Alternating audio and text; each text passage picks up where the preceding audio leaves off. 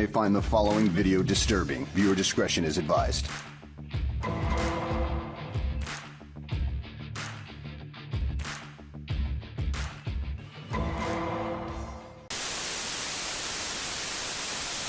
Yes, Your Honor. That's correct, and we have a joint request. Okay, first of all, we're on the record this morning in Commonwealth, Kentucky versus Shelby Shell, Harlan Circuit Court case number 13-CR-00076. And before we get started with the trial proper, we need to recognize some witnesses, and you had another request. Yes, Your Honor. That is just that if the court pleases, that tomorrow we start at 9 o'clock. Oh, we will? Yeah. They will be recognized back at 8:30 tomorrow. Yes, yes. And we will probably be working late every day. Yes. All right. We'll get through this and get all this done. All right. Who are the witnesses I'm recognizing here? Your Honor, this is Jerry Mulkey. And when are they to be here? Let me ask you that. Your Honor, we would request that they be here at 8:30 in the morning. 8:30 in the morning. They're all going to be back to back to back, and we don't know how long each will take. But these are all Commonwealth's witnesses subpoenaed by the Commonwealth. We have Jerry Mulkey, we have James Collins, we have Jesse Farley, we have Ernie Shell, we have Kevin Dixon. So these are the witnesses. Each of you raise your right hand. Do you swear or affirm that you will be here tomorrow morning at 8:30 a.m.? Yes. You do. You're recognized to be here. You will be, if you don't, you're bound to the Commonwealth of Kentucky of the penal sum of $1,000 if you're not here. And so it's very important that you be here. You're still under subpoena.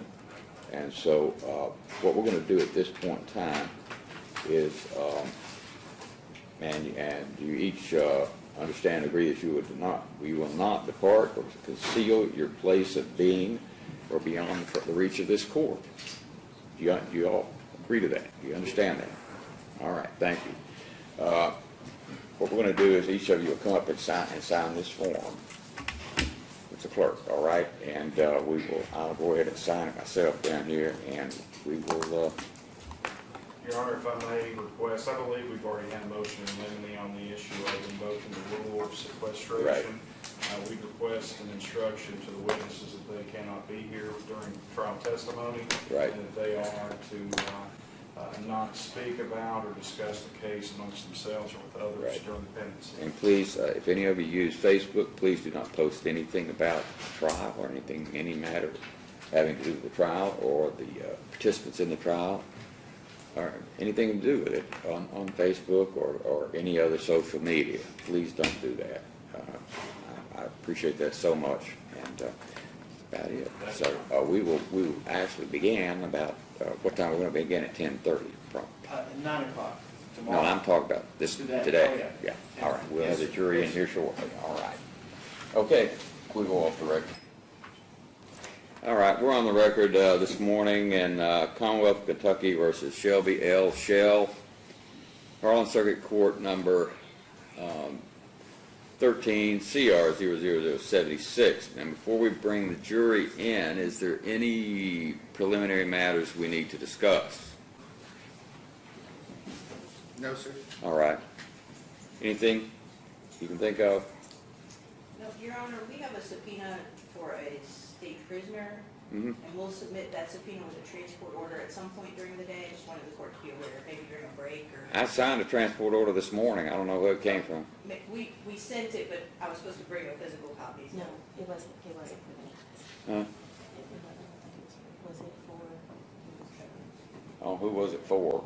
Weedman? Murder David Weedman. Yeah. Yeah. We filed that this I morning. filed it this morning. Just want to make sure that was done. Thank you. All right, then television, WYNT. You know, you understand the rules about not videoing the jury, keeping the camera, otherwise away from them, and not moving around, and so forth and so on. You're aware of all that. I've had WYNT in court before, and you do a fine job with it. Okay. So with that in mind, I guess we need to bring the jury on in now, get them seated this morning, and get going.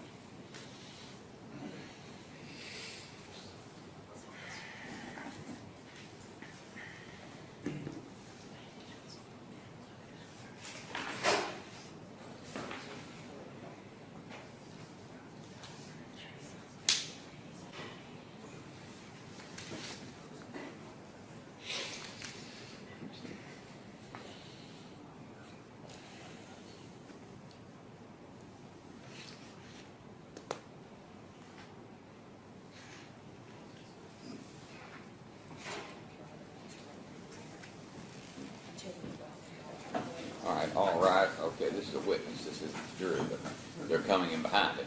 All rise to the jury, please.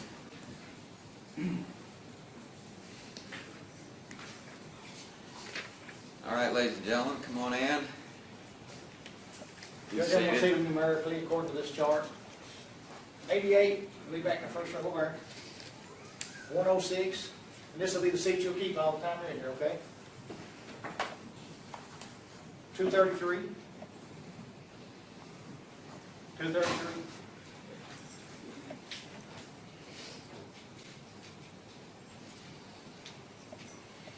240. 240, okay. 274.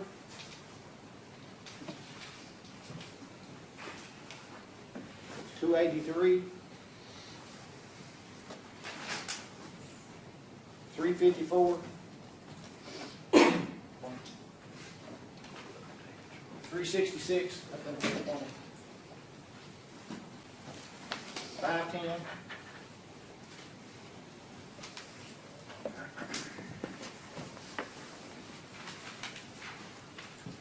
548.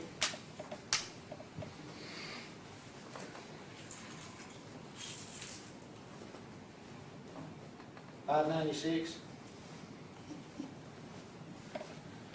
612. 812. And 845. All right. Now, I'm going to give you all a notepad. And on the inside, Be seated. when you get it, don't put your name on that up here on the hard copy. Just write your number right there, okay, in the corner. And that way, when you get through, you're not allowed to take it out, but just leave it in your seat, okay? And we'll get back. So put it back in your seat before you leave, all right? If you'll pass those on. And you go, Kobe, you'll pass your pen around. If you pass them some pens. Pass this will be a juror badge. And you can wear that out if you go out to lunch and when you go places while you're, and even when you leave, you do everything in your seat, okay? All right. Pass that.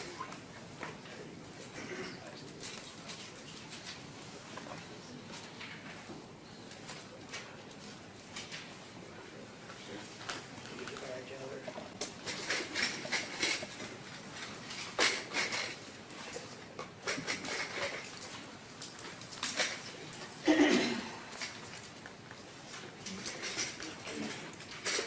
And just be sure, do not take this out of the courtroom, leave your books in your seats and with your badges in the easel when you leave. Or at lunch, you can take them out. We do not take them out.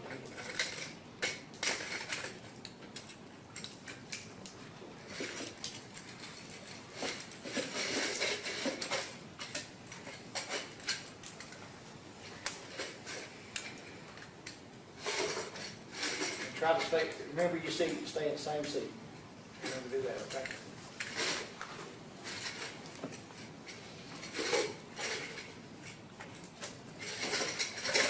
All right, thank you very much. Judge, you got it. All right. All right, folks, I hope you all had a good, relaxing weekend leading up to today. Do any of you have anything to report to me? Has anyone approached you or tried to talk to you or anything like that about this case? All right, everyone's shaking their heads no. And again, always when you go out, when we take breaks, and we will be taking breaks, and you're outside, or please don't talk to anyone about any. The odd thing is they require us to give you these juror badges to put on, and that just draws people like flies to want to talk to you about what you're doing. So it doesn't make a lot of sense sometimes, but please don't. And don't talk among yourselves about anything you about the trial or anything you hear in terms of evidence and so forth, because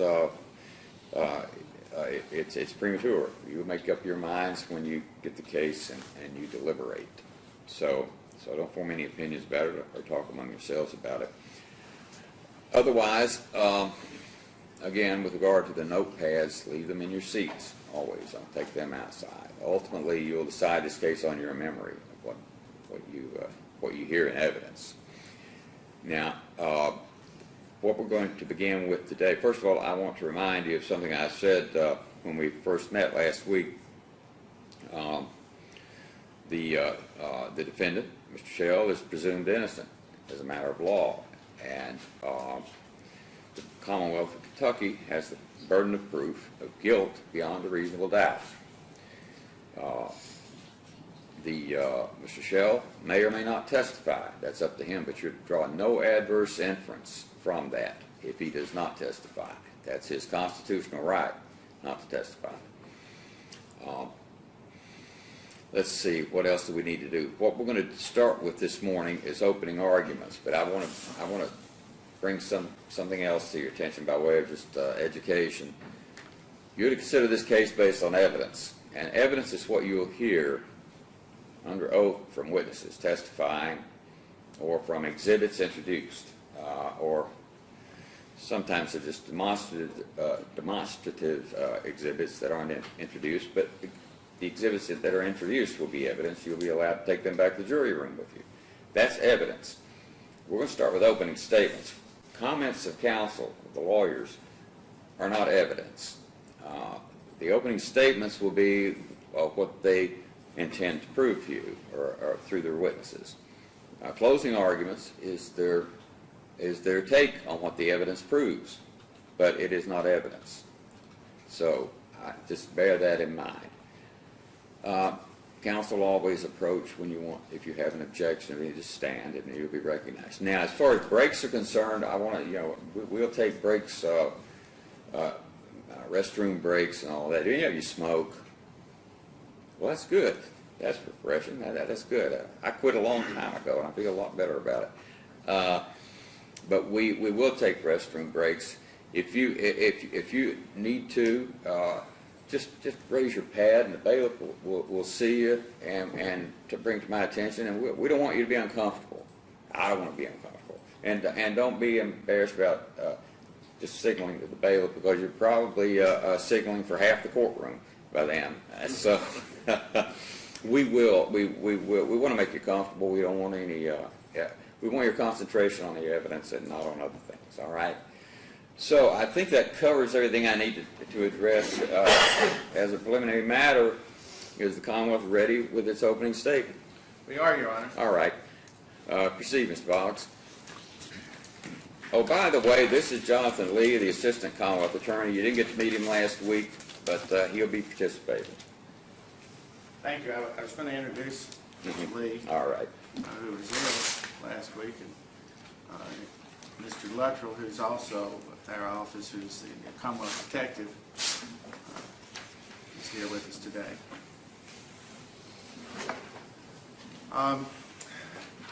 Ladies and gentlemen, I appreciate you being here today. As the judge said, opening statements or statements made by the attorney are not evidence. What you hear from the witness stand, what you hear is evidence. When Detective Cornick testifies, he was the detective in this case, he will be presenting evidence from his testimony. But this is the time that the Commonwealth gets to tell you what we believe the evidence will be presented to you, to give you some idea of the case. As the judge told you the first day you were here when he read the indictment, this is a murder case. It's a murder case. It's just not a killing. It's a bad killing. And I apologize for what we're going to have to show you during this evidence right up front. It's a bad killing. Ronnie King did not need to die the way he died. No one should die the way Ronnie King died. He was a well-respected man in his community. He had a family that lived around him. He had worked for 19 years as a housing manager for Eastbrook, it's a housing project. He had worked there for 19 years. He was not married, had no children. He was 59 years old when he died. 59 years old when he was murdered. He liked to collect things. He collected coins, pennies, wheat pennies. You'll hear about wheat pennies in a jar. He traded guns and knives, and he had money that he collected and he saved. He had previously been broken into when he wasn't home, and they stole a lot of things. His nephew will tell you they stole a lot of things from him, things that they could carry off. But see, Ronnie King had things in safes, big gun safes, 2 of them, that you couldn't get into if you didn't know how to get into it or have the key or the combination. So, February 17, that's a Sunday night, the last person who talked to Ronnie King that's going to testify to you that we know of was his sister, Jerry Mulkey. She will tell you that as she talked to Mr. King, he said, Kevin's up on the porch. Kevin's at the door, going to get off. Got off. It's Sunday night, it's after dark. That's the last she heard from him. Now, then you'll hear evidence that throughout that night, there was somebody else there. It wasn't Kevin. You'll hear evidence of someone who said, I heard him say, Kevin's at the door, and I knew I could get in. And so, you'll hear that testimony. Then Ronnie King died this way. It was a bad killing, and it was sloppy. It wasn't well thought out of, well thought. It was time consuming. Because, you know, again, if you're robbing somebody or trying to get into their safe, they have to be able to participate in that somehow. So Ronnie King, you'll see photos, you'll hear evidence from the detective and from the coroner and from the medical examiner who examined his body when it was taken to Frankfurt, that he had a belt wrapped around the arm. And he had a piece of a belt. He had a piece of zip ties.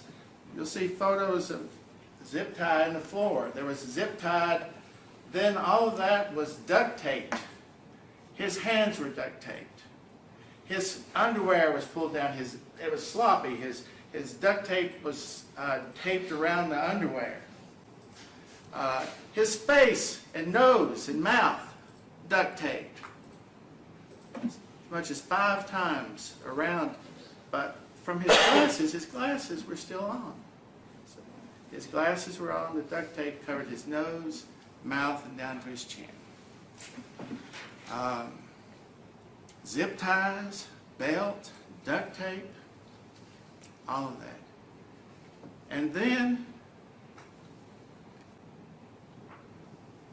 he's robbed, safes are open, and he has a pillow put across his face. He's lying on the floor, and he's shot. Right where his glasses go across his ear, in the head. And he's killed. But hopefully, he died quickly then. Because then there was fire. There was an attempt to burn the duct tape or burn the evidence or burn fingerprints. So he's doused in something and he's burned and his shirt's burned off, his whatever, he's burned down to his feet. His socks have melted on his feet where the duct tape and the underwear was all tucked around. There's other places in the house where the fire was started, but you know, like I say, not well planned, not well thought out. House didn't burn. So Ronnie King didn't burn. He was burned, his body was, clothes were burned, he was singed, His hair was singed. The blood was burned. But you know where this duct tape was on the skin, it didn't burn. The duct tape that was on the face didn't burn, or around his feet. But there was stuff that did burn. The sofa in another room, the couch in another room, had it burned, and it fell through the floor because it was up high above the flood level. It burned through the floor. But the fire marshal will tell you there's several places fire was started. Of course, it was started all over the body, but it didn't burn. Not a good plan to hide all the evidence. So there's evidence still there. So we asked for your patience, and we appreciate this ordeal that we're going to go through in the next few days. And we hope that you can come to the same conclusion that Detective Cornett came to, and others in the Commonwealth, that we will have enough evidence to show you that that this man here, Shelby, robbed and murdered Ronnie King. The evidence is there. See, Shelby knew Ronnie King. Shelby told WYMT that Ronnie King had loaned him money to get married just recently. He knew it. His family's from Harlan. They knew everybody in that little community of Everett's. If you haven't been there, it's a small town in Harlan County. And Ronnie King, the deceased, he was one-time mayor of Everett's. He lived right across from the funeral home, right in town. You'll see pictures of his home. And Shelby knew him. Shelby knew him. And Shelby robbed him, killed him, and tried to burn his body. Thank you.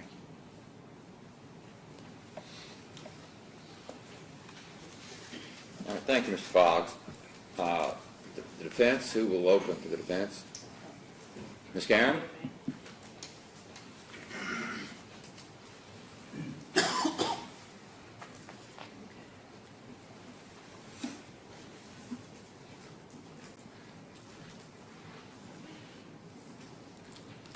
I'm here to be the voice of Shelby Shell. We talked a little bit about how somebody might want to speak to you, might not feel capable. I'm his attorney and I'm the voice for Shelby Shell today. It's been a long time coming and it was a horrible crime, but Shelby Shell didn't do it. 6 years of wondering, 6 years to wait, 6 years of worry, 6 years to investigate. And we'll be talking about what we know now. And it's going to be a little bit different than what we knew immediately after Mr. King's body was found.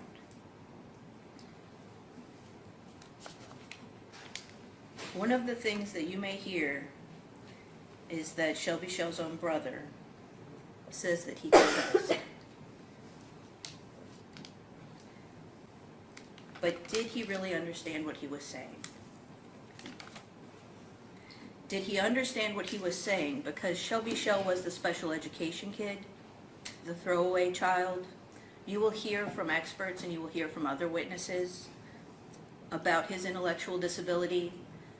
The terminology may change during the course of the testimony. We used to use the words mentally retarded. We used to use the word slow. The current language is intellectual disability, so we'll try to use that terminology during the case. You will hear about Shelby Shell's lack of schooling. You will hear about how his intellectual disability played into his gullibility and his need to please other people. You will wonder if Shelby Shell is the one person stupid enough to admit to an unsolved murder.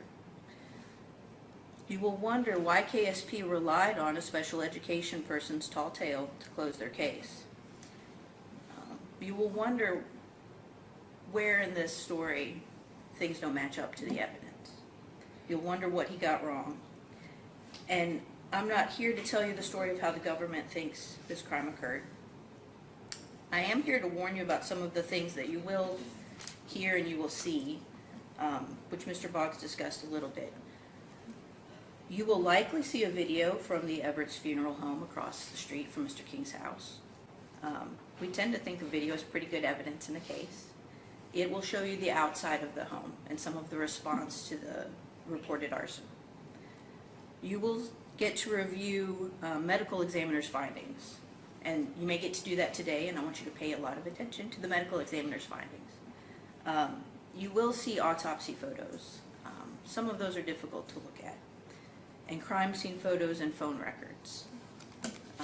You will see all of that evidence during the course of this trial. But you won't hear about a murder weapon. You won't hear about DNA matching a suspect or matching Shelby Shell. You won't hear about fingerprints being matched to any suspects, let alone Shelby Shell. You won't hear about touch DNA. You won't hear about fibers or ballistics. You won't hear about fingerprints or footprints. You'll wonder what else is out there.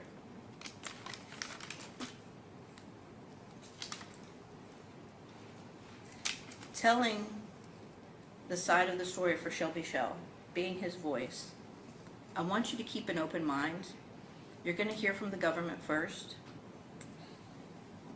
I want you to keep an open mind because there are witnesses who may testify to details that could be considered salacious, men having sex with other men, sometimes for money. There are witnesses who may testify to drug trafficking. There are witnesses who may testify to impersonating law enforcement. There are witnesses who may testify to having a previous felony, so there may be convicted felon witnesses. The government is going to give a presentation, and there are some holes, and we don't have to fill them. Shelby Shell is innocent, sitting in that chair right now. And at the end of this case, you will find that the government is not able to prove beyond a reasonable doubt that Shelby Shell committed this murder. Yes, a murder was committed. Yes, there was an arson. It was a horrible crime. But Shelby Shell didn't do it. And because I think if you keep an open mind and you wait and you wonder and you let yourself worry over the evidence, carefully assess the evidence, see what is actually being investigated, then at the end of this trial you will find Shelby Shell not guilty. All right, thank you, Ms. Karen.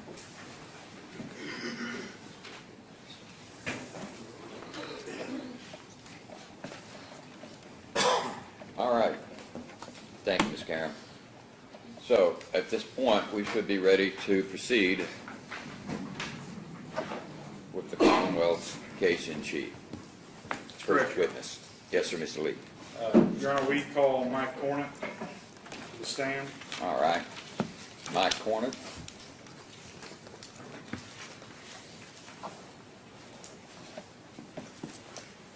Sir, would you raise your right hand? Do you swear or affirm that any testimony you give to us today will be the truth, the whole truth, and nothing but the truth, so help you God? Yes, sir, I do. All right. Have a seat here in the witness stand. Please speak up loudly and clearly. Do any of you have any problems here? If you do this, we have some earphones over here. I use them occasionally myself, just so that the Harlan Circuit Courtroom's acoustics are not nearly this good. So anyway, all right, Mr. Cornett. Your Honor, if Mr. the Lee? police support, Mhm. I'm not familiar with the trial procedure in Bell County concerning attorney placement. I know that the podium is over here. Where would we, what's a good, and I hate to ask you this, I saw the podium here and thought that's where I was going to be. You But can get it back if you need. I've got the paperwork. Would you like to have it back? That would be fine. Yeah, And then usually they pick me up on you the stand record. there, the microphones might not pick you up, and I've had occasions where I stood there without the podium, I was not on the record. So they need to That make might be sure I better. go back. Just bring it on over, Bailiff, if you would, and we'll let them, council can use the podium, and we need to hook the mic up so be sure to get everybody on the record.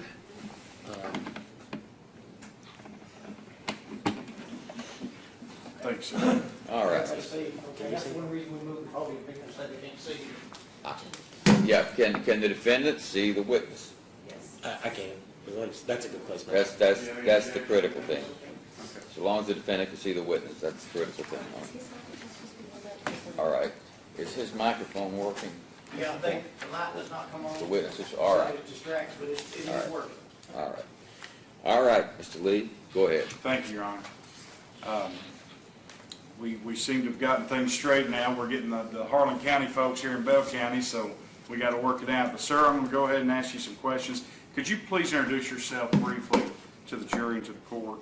I'm retired Master Trooper Michael Cornett, signed the Post 10 in Harlem, served 24 years as a trooper and a detective in Harlan County. Okay. Now, you noted that you're retired presently. I'm going to take you back to February of 2013. Were you retired from the Kentucky State Police at that time? No, sir, I was not. I was a general investigative detective assigned to Harlan County. Okay.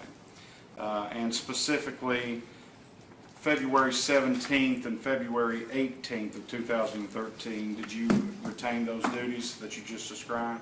Yes, sir. Okay. Do you recall working on those dates, February 17th, February 18th, 2013? I remember working on the 18th because that's the day I received the call. Okay. So 17th, you did not work, I correct? don't recall if I worked or not, sir. Okay, all right. But your involvement with this case, when did that occur? I initially got the call, or State Police got the call at about 10:54 a.m. on February the 18th, 2013. I received a call of a house fire at 148 Kelly Street in the city of Everett, which is located in Harlan County, Kentucky. Okay. When you state the state police received that call, were you on duty at that time? Were you called out? You were called? I was on duty. Okay. So were you immediately notified of the complaint?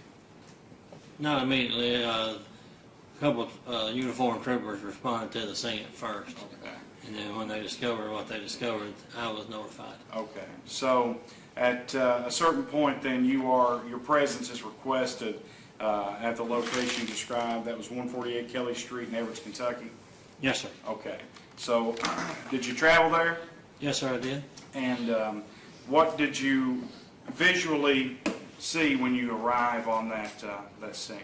When I arrived on the scene, there were some troopers there, several EMS and fire personnel on the scene.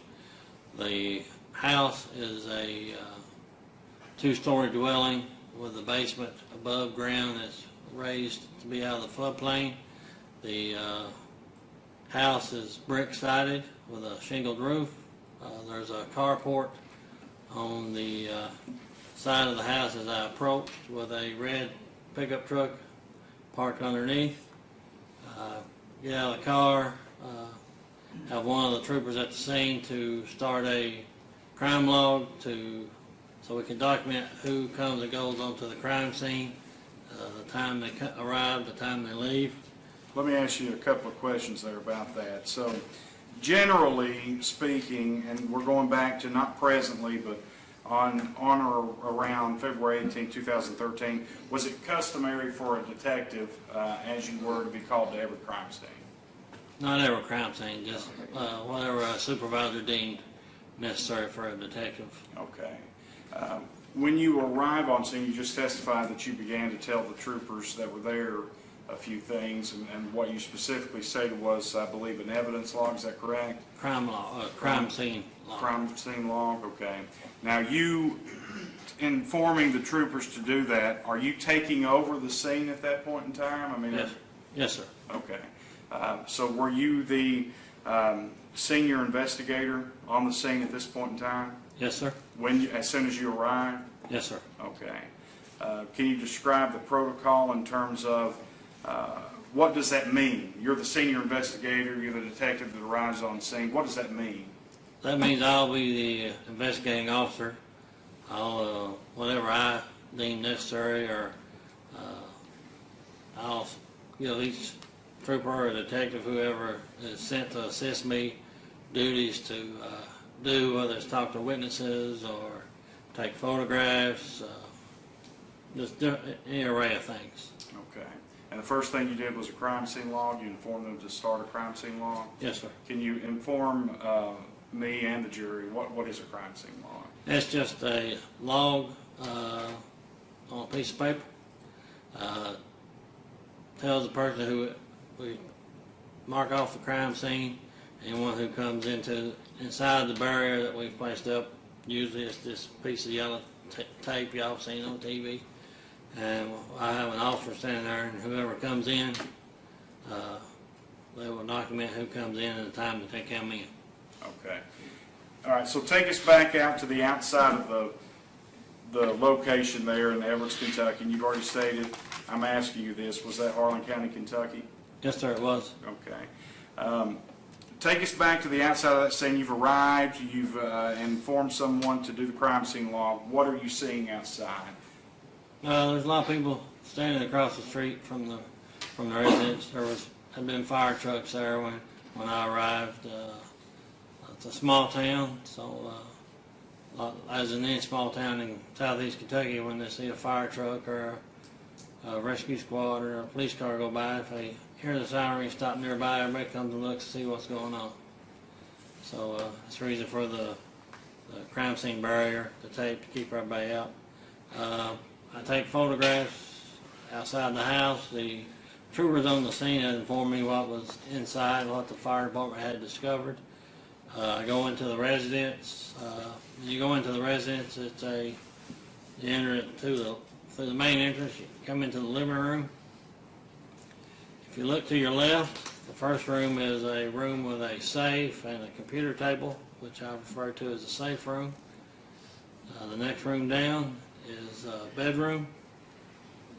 Directly across from the entrance is the bathroom and laundry room.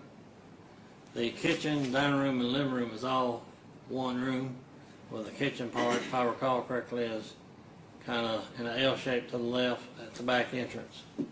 Okay, so let's go back. You've taken us inside now from your memory. I would like to just for a little bit take you back outside. Do you recall being outside of this location on that day? What was it like outside? Was it, you know, the time, you stated the time, but I'm going to ask you, was it daylight? Did you smell anything? You stated you noticed various vehicles there. Describe in a bit detail what your senses were picking up that you can recall. If I remember correctly, it was a bright, sunshiny morning. I could smell smoke from the fire call that the Everett Fire Department had received. Some of the family was at his sister's house, which is, if you're looking at front of the house, be to the left just before you get to the residence on Kelly Street. I don't remember it rain. It wasn't raining or anything that day. Okay. You said you smelled smoke. Could you see smoke still from the house? No, sir, I don't recall seeing any smoke at the time. I noticed that the windows of the residence were blackened. Okay, okay. All right, so you've previously taken us in, given us a description of sort of the layout of the house. Can you continue with that and in detail describe what you see and perceive as you're coming into this house at 148 Kelly Street? As you enter the living room, slightly to the left of center, there's a hole that appears to have been burnt through the floor.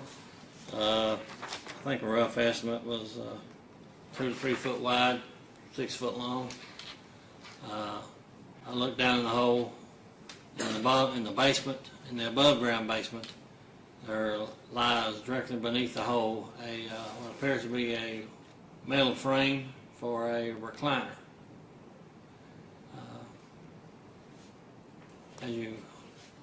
The walls are blackened. I think maybe the clock on the wall had been melted, partially deformed.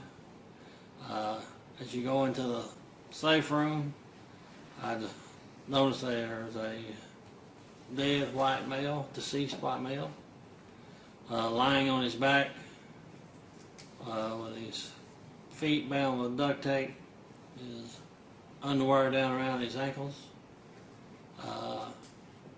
hands duct tape in front, kind of like maybe a praying stance.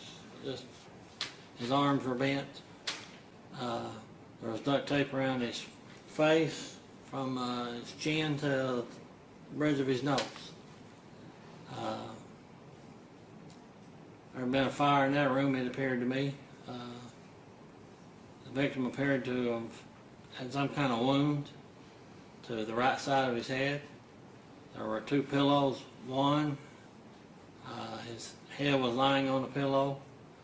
The second was kind of off, discarded to the, I think, to the left of the victim. Okay, so let me stop you right there, because that's a lot of information. And I'm going to ask you some questions about that. But I first want to go back. You were describing the inside of the residence, and you state that there's a hole in the floor, and then you look down and you see what appears to be a metal frame of a chair. Is that what you're saying? Yes, sir. So what your perception alone, you're standing there, you're seeing this. What did that make you think? What are you trying to say about that chair? Just from my working through the years, the chair had been set on fire, and with it burning through the fire or through the floor, I assumed that was the hottest point at the time. But I could not see in the room where the fire had trailed through other parts of the residence. So was it your belief then that the chair had previously been up on the floor that you were standing on, and then you're looking through a hole at the chair, and you believe that chair had previously been up on the second floor that you're on? Yes, sir. Okay, so it fallen through the floor.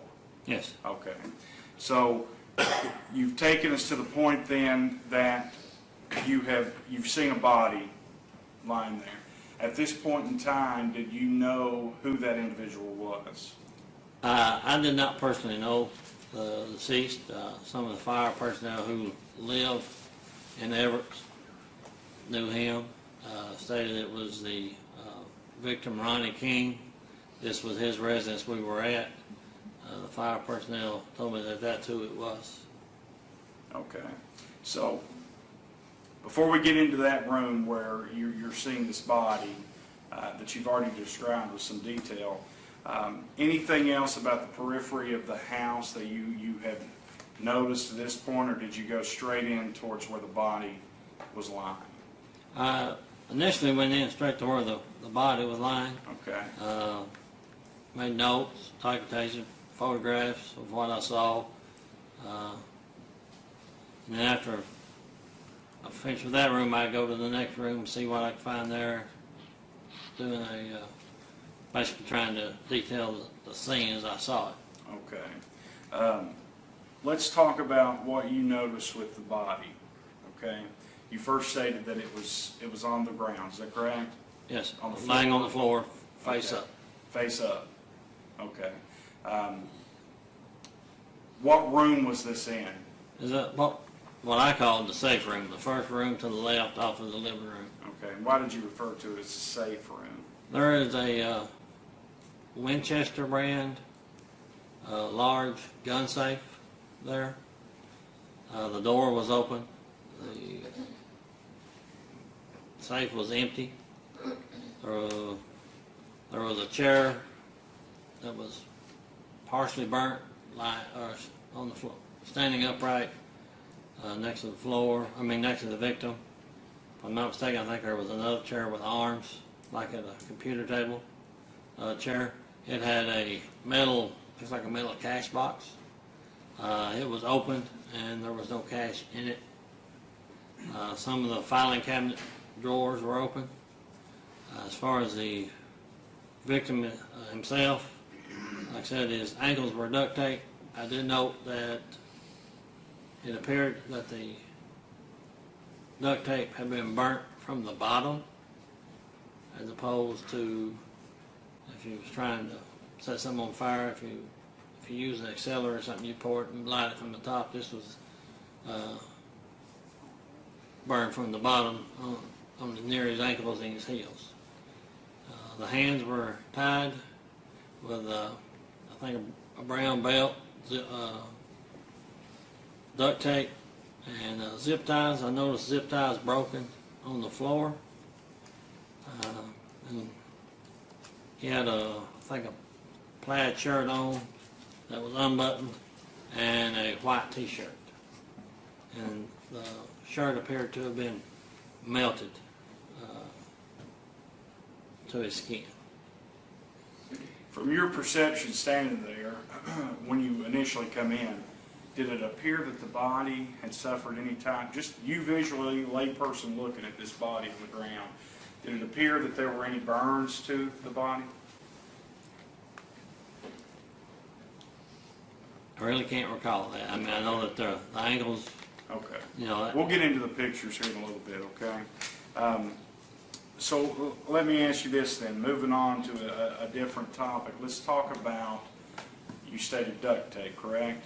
Can you tell me, because I can't remember all that you've said thus far, could you please tell me in all the locations of the body that you recall seeing duct tape on the deceased individual? around the ankles, around the wrist, hands, and around the face from below the chin to the bridge of the nose, covering both up the airways of the mouth and the nose. Okay. So sometimes when I'm standing here talking to you, I have to ask questions that maybe in the abstract might seem foolish, and you might know the answer, or think that I should or would know the answer, but I still have to ask some of these questions. So the first one I'm going to ask you is when taken collectively, the entire thing, duct tape on the feet, duct tape on the hands, duct tape around the mouth and nose area you stated, did it appear that the victim could have done that himself? No. Okay. Is that something you have to pay attention to when you walk into a crime scene and someone there's a deceased person there, whether or not it's self-inflicted, so to speak? Yes. You can see where someone could duct tape their ankles and their face, but they couldn't duct tape their own hands in the manner that this was. It was bound tightly. It appears first was zip ties were used, and then possibly a brown leather belt, and then the duct tape. Okay. So you listed 3 different types of instruments, for lack of a better word, that could be utilized, in theory at least, to restrain someone. Is that correct? Yes. Brown belt, you said, zip ties, and duct tape, correct? Yes, sir.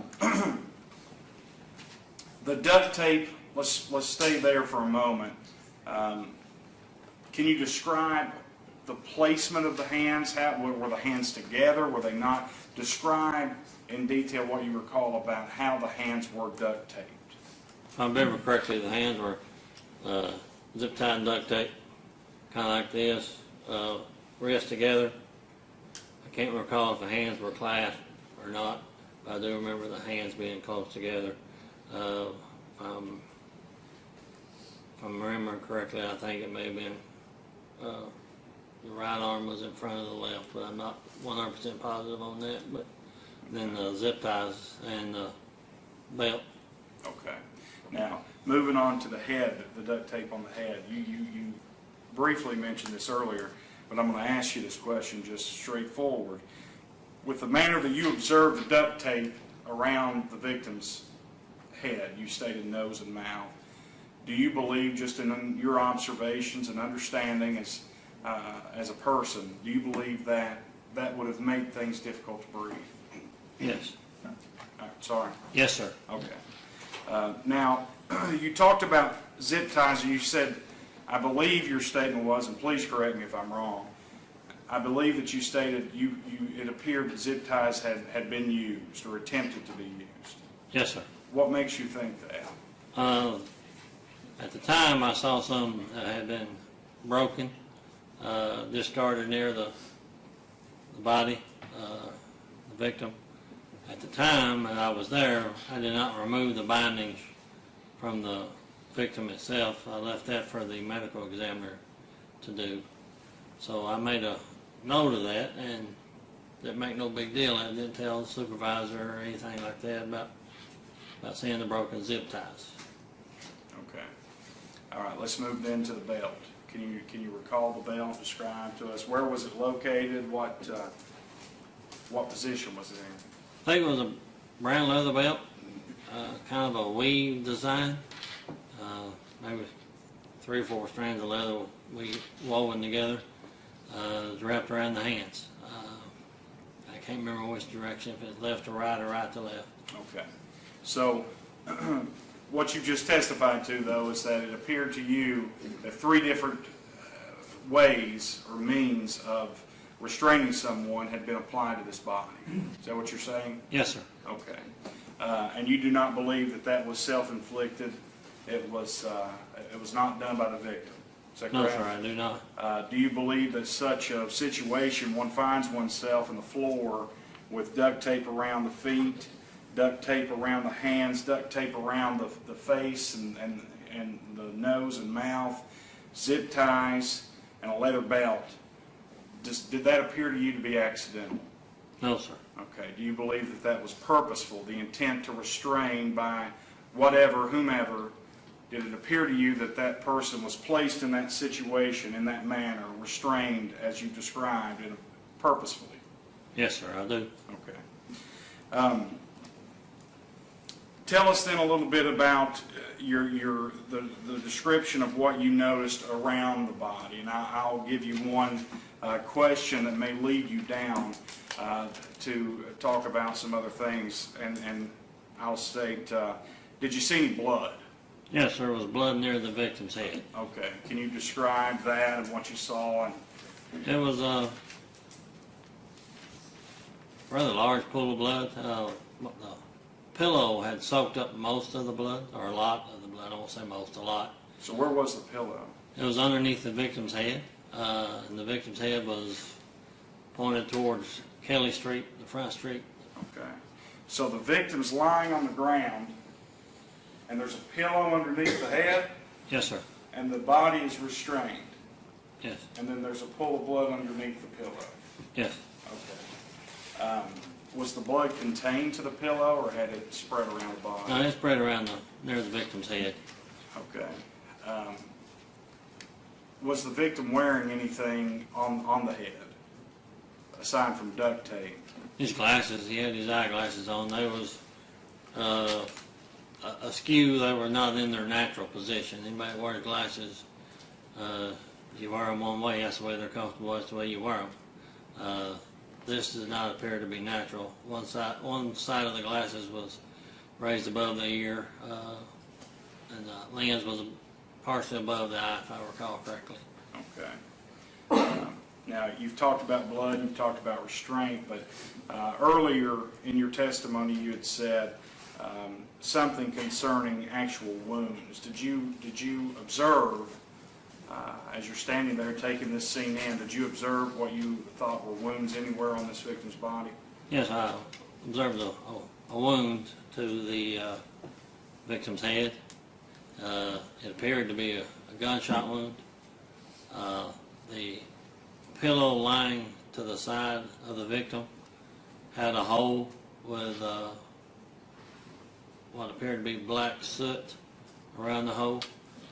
This indicated to me that a firearm had been discharged through the pillow. Okay. Through the pillow? Yes, Okay. So how many pillows were in this room? 2. 2. And can you once more state their location? One was under the head of the victim, and one was to the side of the victim. If I'm not mistaken, I think it's the left side, but I'm not Sure. Okay. And which pillow did you observe what you just described, the hole in the soot?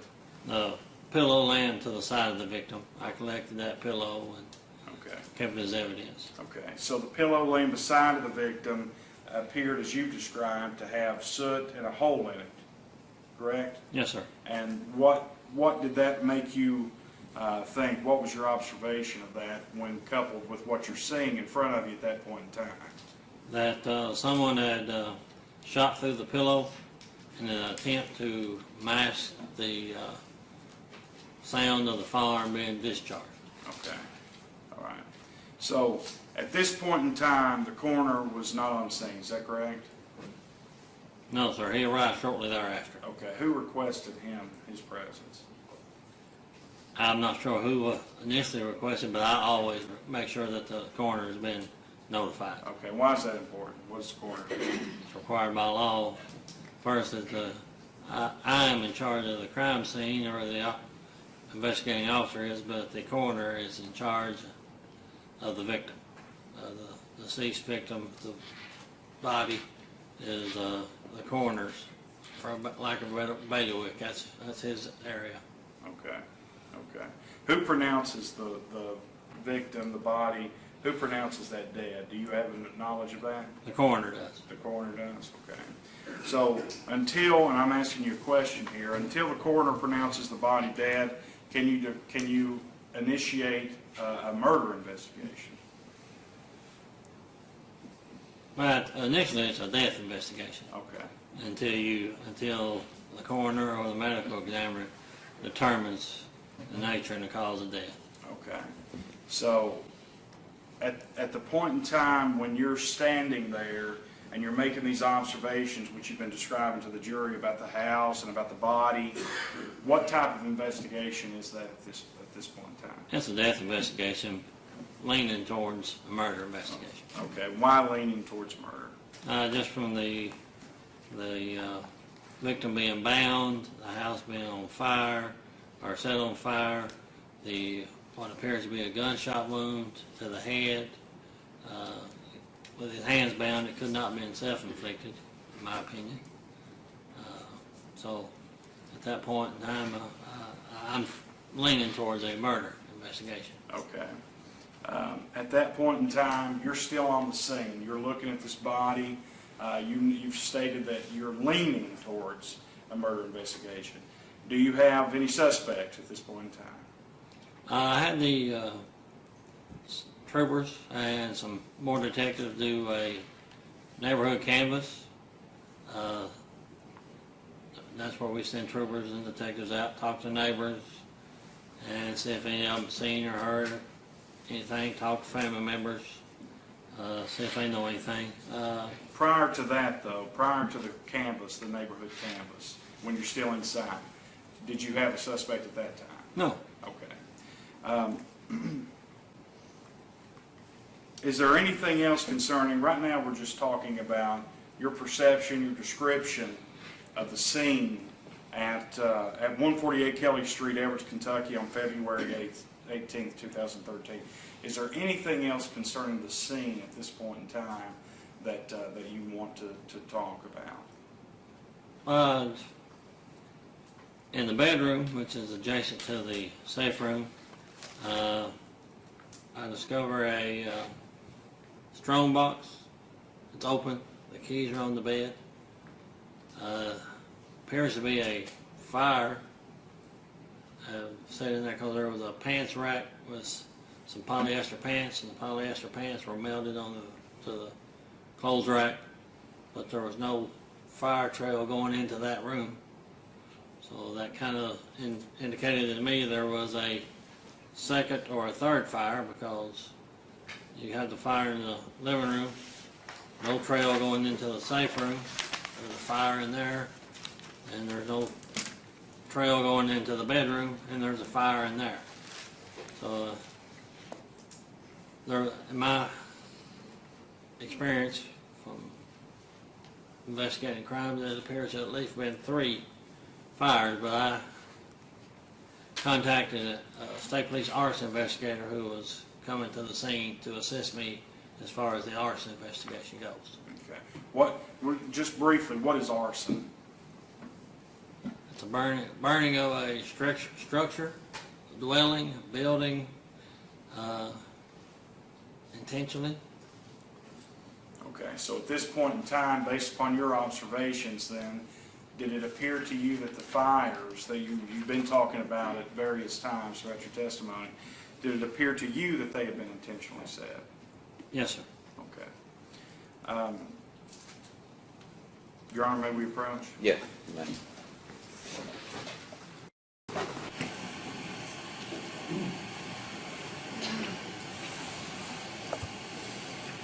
I don't think this should be a problem, but because of Ms. Karam and I, the conversation we had earlier, traditionally, forever, what we do when we have an investigating officer, there's only certain things they can talk about through various stages of the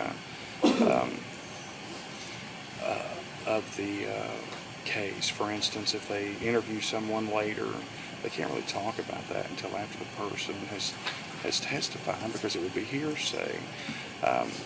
So we bring them back on, to talk about those things at a later point in time. That's something that we've always done, because quite frankly, it would be virtually impossible to get all of this out at the initial stages of the case due to those issues. And my question then is do you all have any objection to us bringing him back? No, but I will have objections if there's some bolstering or some reviewing the previous testimony and it becomes excessive, just to the point. Yeah, I may have to make objections. we are trying, I'll give you everything. We're trying to present this case in a linear fashion. Right. We're not wanting to go I back. understand. So we, right now, as you've noticed through my questioning, just what did you see when you came in? We do not anticipate, I mean, we may have to just minimally, but we do not anticipate going back to that. As long as it becomes linear and not loops, Yes. I think we won't have an objection. Okay. The goal is to be linear and to tell the story. It's going to make more, it's going to be more, it should flow logically in a linear manner The anyway, next witness is the coroner. instead of jumping around. Yeah. We're going to do, just so everybody knows, we're going to do the coroner, then we're going to do the medical examiner, then we're going to do the arson investigator, then we're going to come back to Mr. Cornett and say, what did you collect there after all those people have done their things?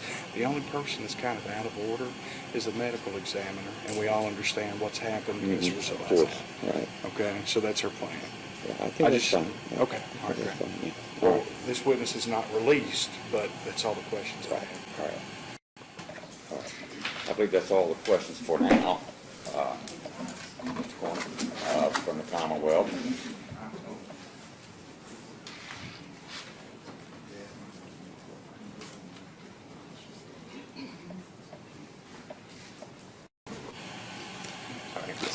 The issue of cross, and it makes sense. I understand why you might not want cross yet. I'm telling them we will be calling Mr. Cornett tomorrow. I would imagine, as defense counsel, I don't want to do your case, but I would imagine you would want to cross him when he gets more stuff into the record. If you want to cross him now and continue to cross later, we have no objection. But we would have objection to any cross that's outside the scope of Yeah, this. I was going to keep within scope. I just, well, to be honest, got I'll let you make the call. this morning. I do have a few questions for him now. It won't take very long. All right. But, That's fine. Okay, all right. Okay, good. All right, the defense is going to have a few questions.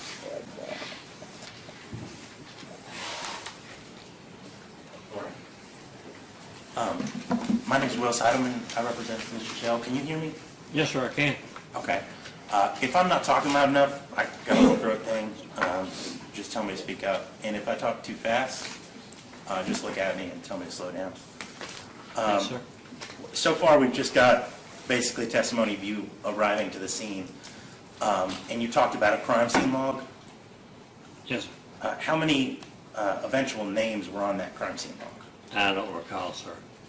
I really don't.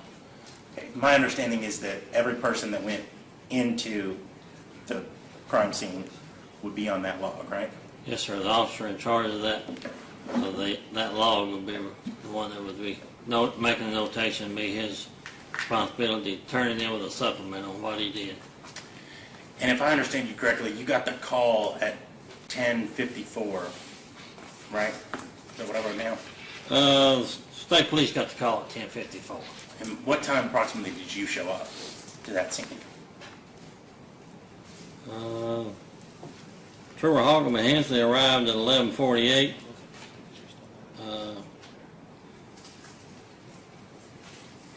I arrived, according to my note here, I arrived at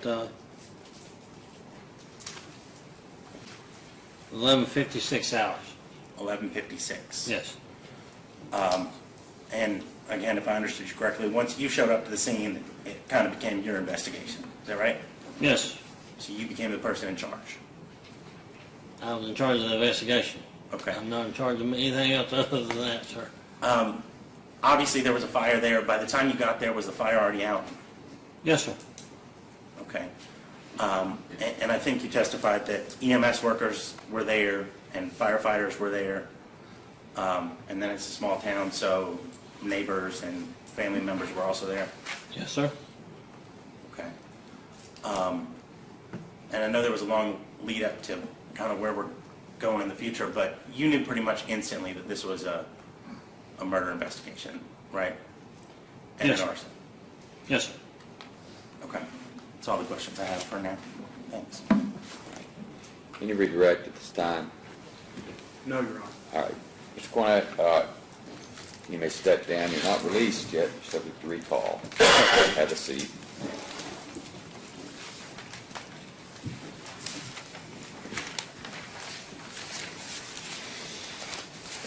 All right.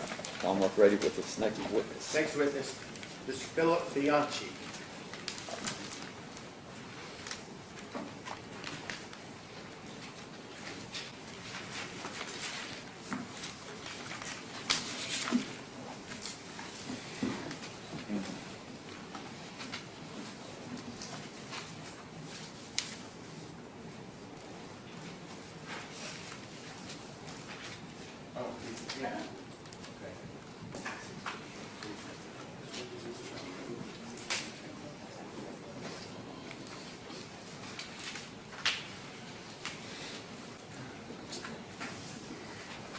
Your Honor, we're used to the witness coming from that way, and they're used to them coming this way.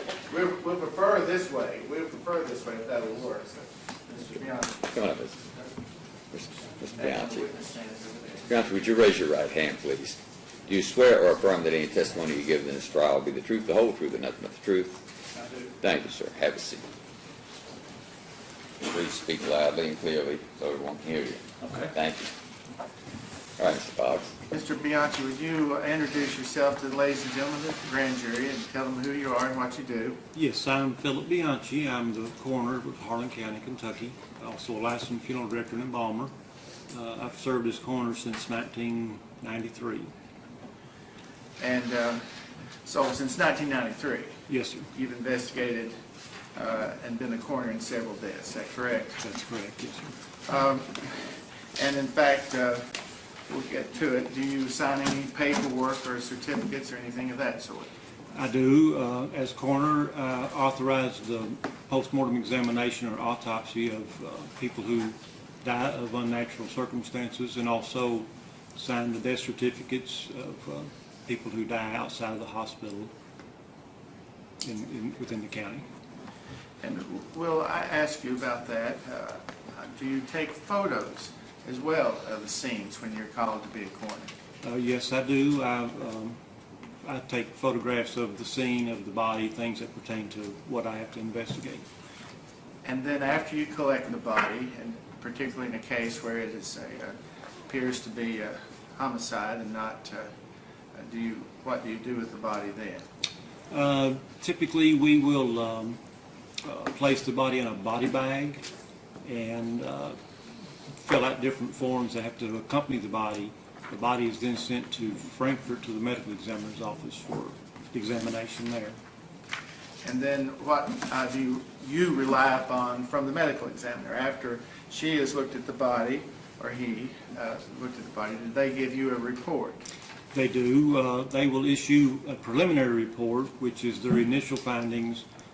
Then usually it's a month or two following the autopsy procedure, we'll receive a final report from the medical examiner, where they outline all of their findings and their opinion as far as to the cause of death. Cause of death. Yes, sir. Now, were you called to a residence on February 18, 2013, in Everett, Kentucky? I was. And could you tell the ladies and gentlemen of the jury when and how that happened? It was approximately 11:30 a.m. On February the 18th, 2013. I was notified by, I think, the Kentucky State Police Post in Harlan that there had been a fire at Everett, Kentucky, and there had been a fatality at the fire. They found a dead human body as a result of the fire, so I proceeded to that scene. Approximately how long did it take you to get to the scene after you received the call? You say at 11:30. Oh, yeah, I received the call at 11:30, and I arrived at the scene at 11:48 a.m. So then when you got there, did you begin to take photos? I did. I took some photographs of the outside of the residence from different perspectives and just items around the outside of the house and also leading into the house. Were you familiar with this address of 148 Kelly Street? Yes, I am. And how were you familiar with it? I actually grew up just down the street from the residence itself. I knew the gentleman who lived there and his family members, and it's close to the funeral home that I work for. So the funeral home the Everett's funeral home is in the vicinity there? That's correct, yes. And that's where you grew up? Yes, where I grew up. Your Honor, if I may approach the witness. Yes, sir. With these photos, which counsel has seen. Now, let's see, we need assistance with this camera.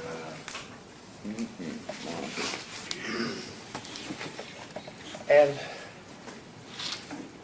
Your Honor, Yes, sir. I think it's plugged into The TV. TV. And, We can roll it out.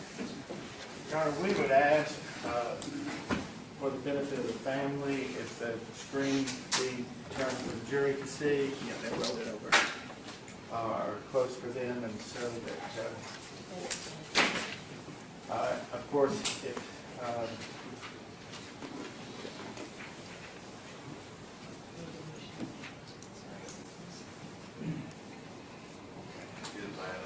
that's good for me. Can the jury see? Can you all see? Turn it on.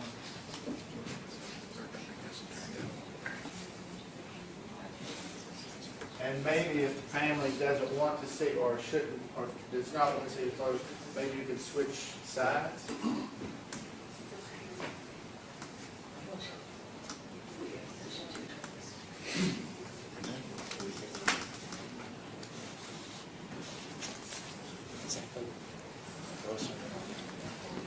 Right here, so it looks like a power cord, maybe that's not, I don't know if that's supposed to go into this.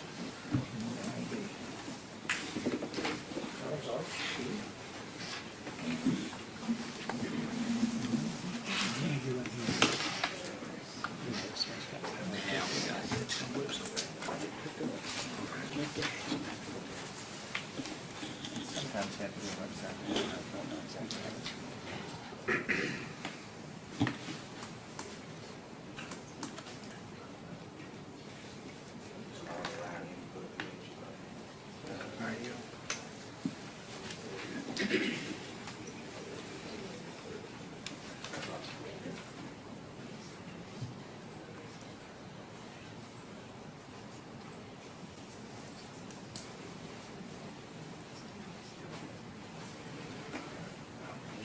Seen all those pictures and my objection thing.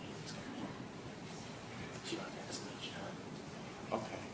says all those pictures. They've seen them, no objection. We don't have any objections. The photos is collected. All right, the photos that are going up, they're about to be shown, or published, one of the two, will be collectively introduced as Commonwealth Exhibit 3 without objection.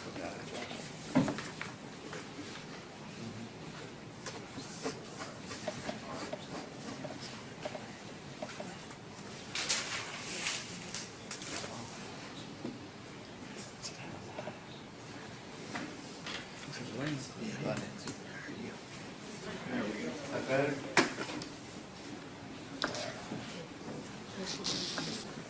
That's the way you'll do it, we'll switch order.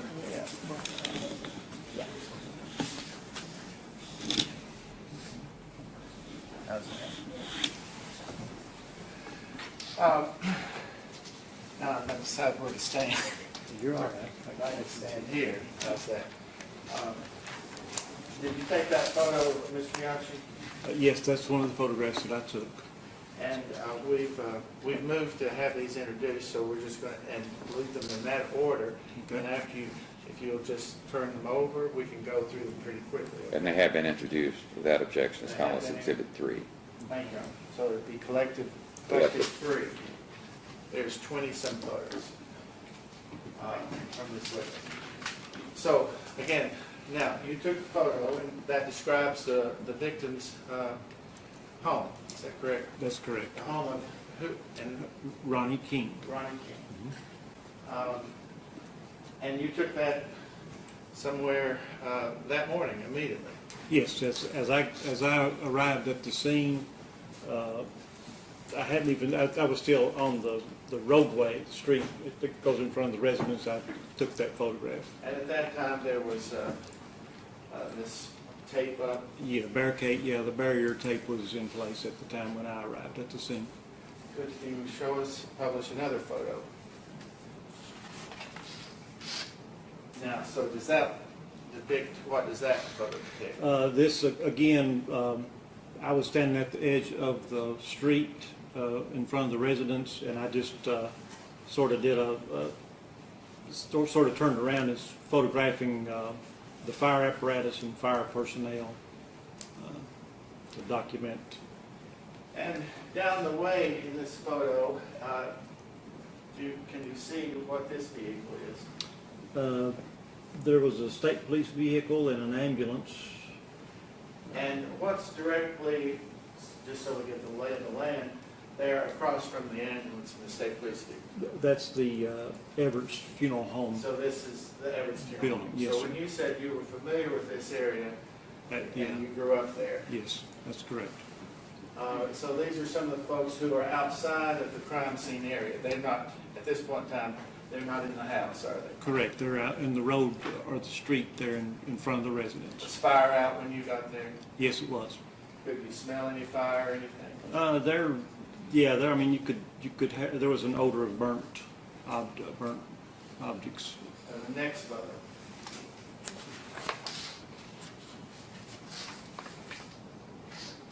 What does that depict? This photograph is, I had stepped into the yard of the residence and took a picture of this side of the house, of the residence. It showed a ladder extending up to the second floor, and I think the window was broken in that particular. And what did you understand from that? My understanding, I was informed that the fire department had placed the ladder and broke the window after their arrival. So the fire department had, and that's why the screen's out here, the fire department had tried to, they had tried to gain access to the house there. Is that what you're Correct. saying? That was what I was informed. Next photo, please.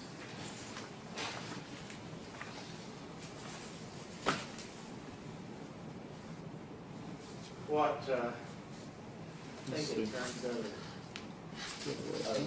There we go. and what did this photo, why did you take that? This was the corner of a room that we had entered. We made entry into the residence. It showed, in addition to some soot and smoke deposition on the walls, it also showed melting of the clock that was on the wall. That's like a plastic That round yeah, face clock? that's correct. Okay. And this, outline around it, that on the dark part, is that what you're describing as soot and smoke? Yeah, there's, it's kind of hard to tell from the photograph, but there's like a light film of soot and smoke that was adhered to the wall and ceiling of the residence. And so the next.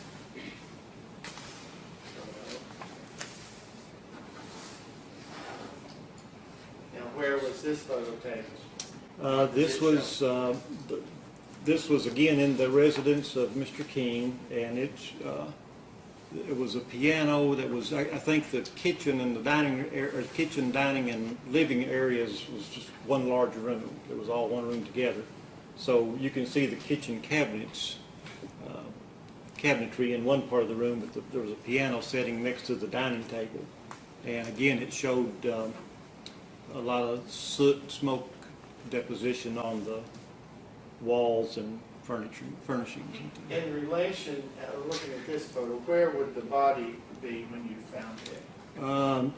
In relation to this photograph, the body was actually on the other end of the house, in a bedroom, different room, or an office room.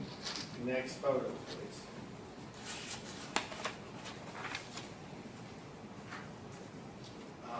So what does this photo depict?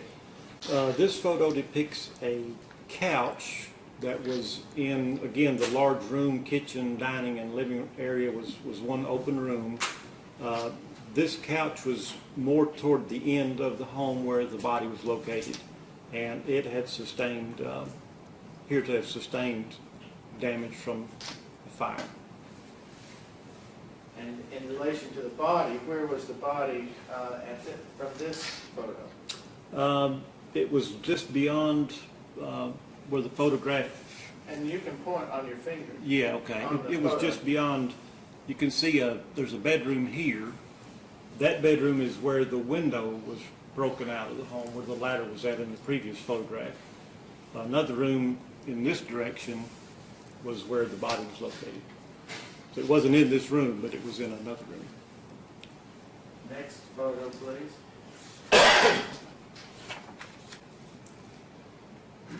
Now, this is still in the large room, It is. and what were you depicting in this photo? In this room, I was standing with my back toward the kitchen dining area and facing the living area of the residence. There's a state police officer in the door, the front doorway of the home. And could you point out on the photo where you would see Yes. the body? Where you would see the body? Okay, the door here is, there's a state police officer standing in this doorway. That is the room where the body was located. The body of Mr. King was located. Now, that wasn't a bedroom, was it? It was not a bedroom, no. Well, I think you may have some photos of that room, but where the body was found was not in a bedroom. Correct. There was a bedroom on this side. You can see the window, and again, that window I'm pointing at was the window that was broken out of the residence. This room was adjacent to it. It may have been set up to be a bedroom, but there wasn't a bed or any kind of sleeping. And so where is the street and the front porch? The front porch is here, where this officer is standing, goes to the front porch, and beyond that is the street where I first arrived. Okay, I think we're getting the lay of the land there. Okay. So the next photo, please. What did this photo depict? This photo, let's see if I can kind of get you. This, again, I'm standing with my back to the kitchen area, facing the entrance to the room where the body was at, and this section of the floor was actually burned through. It was all the way. You could look in and see the basement of the home. So there was charred areas around it, but there was a section there that was actually burned, and you can see into the basement garage area of the home. The next photo, please.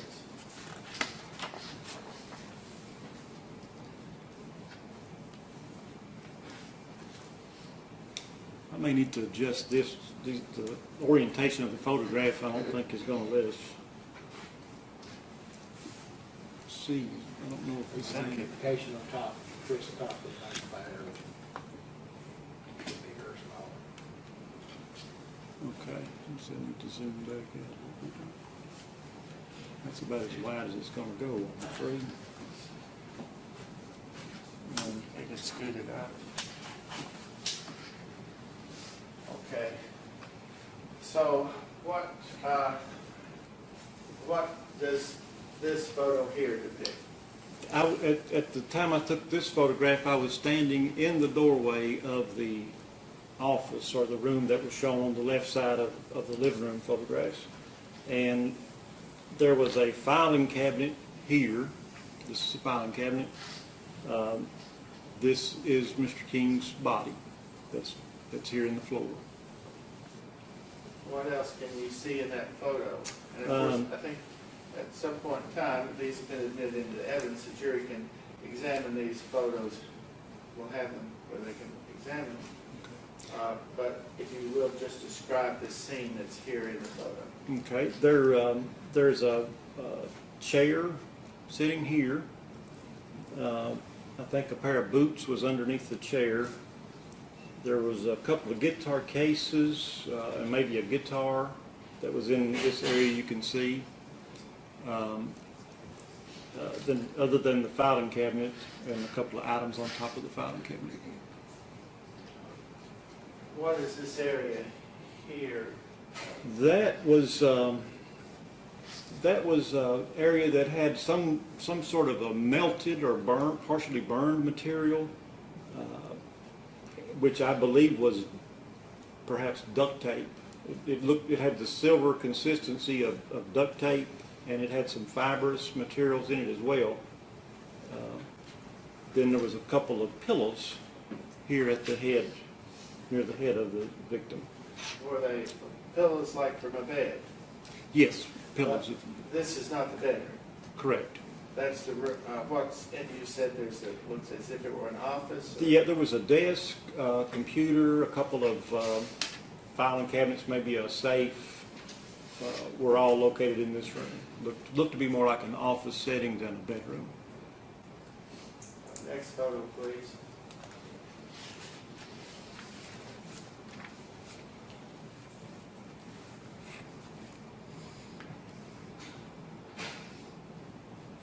What were you depicting with this photo? Again, I'm standing in the doorway. This is would be to my right of the previous photograph. It shows a portion of the body here, the legs. Then there is a filing cabinet. That's like how tall is that cabinet? It's probably 5 to 6 feet tall. I can see if we can. There you can see the top of the cabinet. So this is the door that was open on the cabinet. And it was open? Yes, sir. Okay, and the body is directly in front of that or near it? The body was directly in front of the open cabinet, yes, sir. Next photo, please. I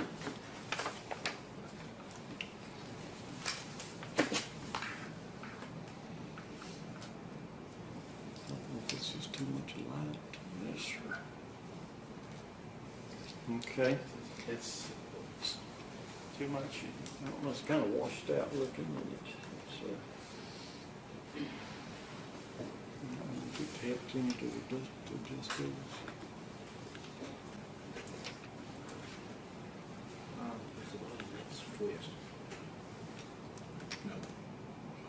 The top did hurt. It did a little bit, but I think that's about that zooms it in. May have to raise this up just a little bit. What does this, did you take this photo? I did. It's a photograph I took. And that is what you're saying from a different angle, that the filing cabinet, the cabinet that you opened that has doors in front, that's where where are they now in this photo? Those doors are here. This is one open door. This is the other open door, and this is the cabinet. This is the front of the cabinet. This filing cabinet on this side is the one that you saw in a previous photograph from the side. So this is the front of that cabinet. And could you describe what you were wanting to depict with this? Why you took this photo? Basically to depict the position of the body.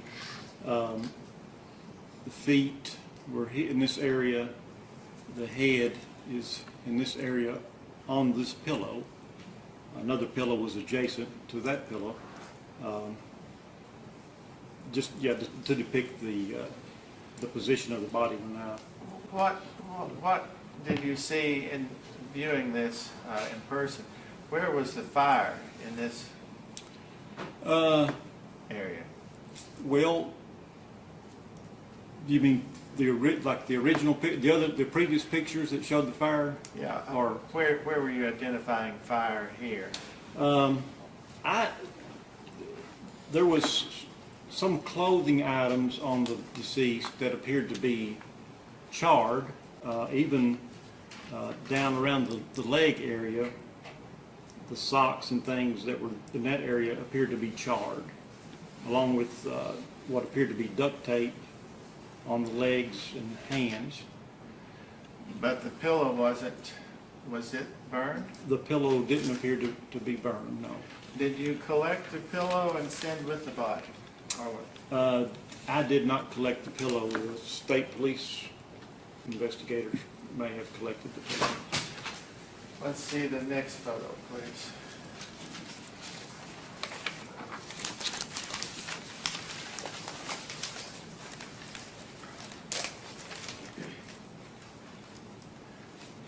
Now, why did you take this photo? This was just another area of the room where the body was located, and I've photographed from different angles around the room. This particular photograph depicts a safe, maybe a gun safe or a large safe that was opened, and also the musical instruments, a couple of guitar cases, and then an office chair, and I think maybe a printer, copier over here on this side. So it just shows a different corner of the room. And that's the same room where the body was found? That's correct. The room with the safe? Yes, there was a safe in that and room. our office, computer room. Next photo, please.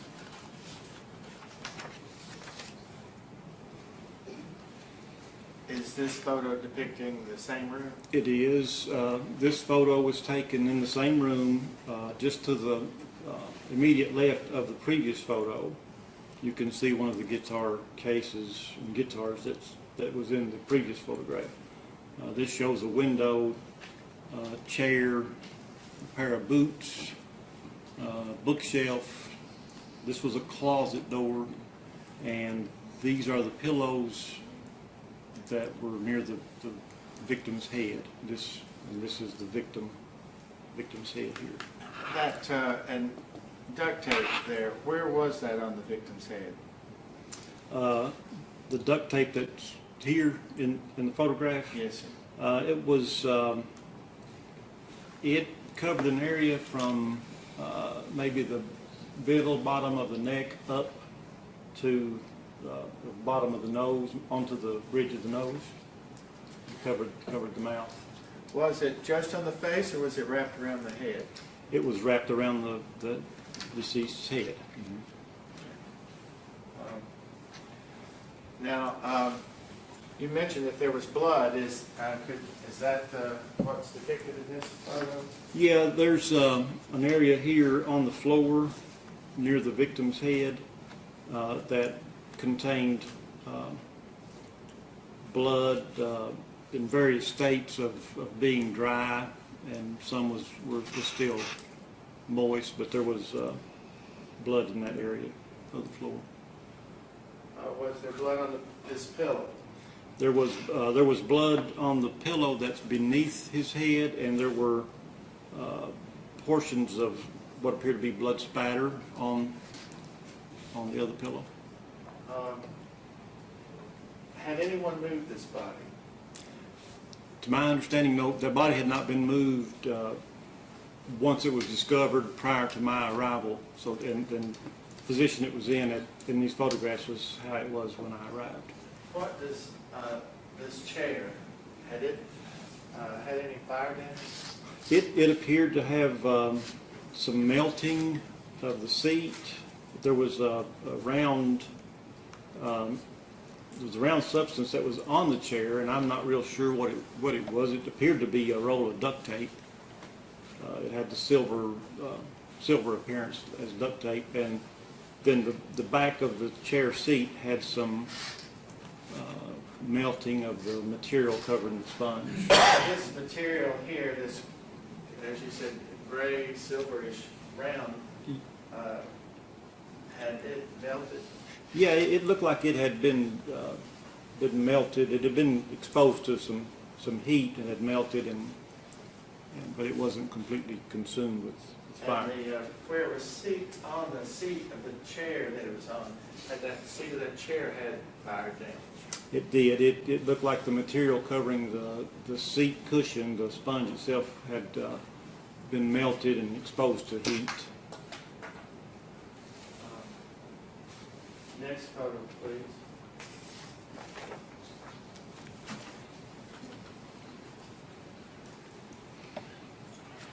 And you took that photo.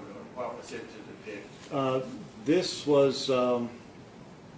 This photograph was of an office chair that was in the same room with the body, and it had an opened, what I would consider like a coin or cash drawer, cash box that you would maybe keep coins or something. You see it at concession stands and things at ball games, something of that nature that was sitting on the chair, and it was opened.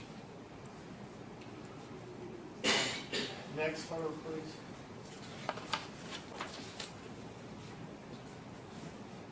Is this a better photo of what you were just talking about earlier? Yes, this photograph depicts the victim's face, the duct tape that was on the face, the pillow here in the floor, another adjacent pillow here, and then the darker substance here is blood. What's this here identified? That appeared to be the metal portion of a belt buckle.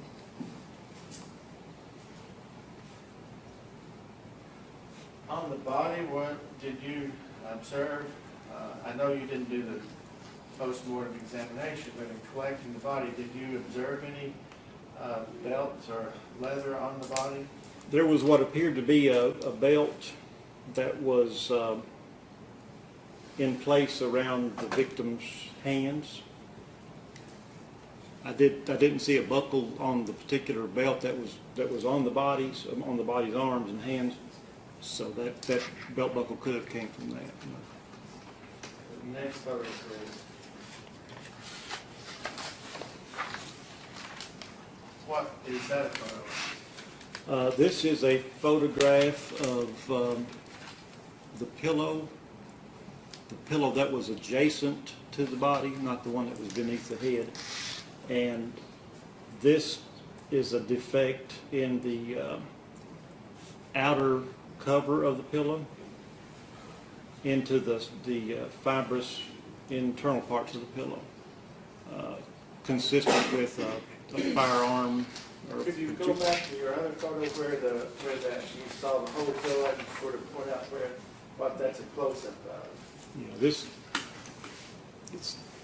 I'll tilt this up. I think you can see this area of the pillow right here. The victim, then a pillow. This is the pillow that's shown in the next photograph. It's just a closer image, closer shot of that. Next photo, please. This is a closer photograph of the chair that was depicted in a previous photograph. It shows the circular, what appeared to be duct tape roll, the sponge and charring of the seat, And then the back of the seat, you can see some of the melting of the material in the sponge. Down in the left corner, what's that? This is the pillow that we depicted with the defect, and then this appears to be blood. This is close to the victim's head. Thank you. A few more photos.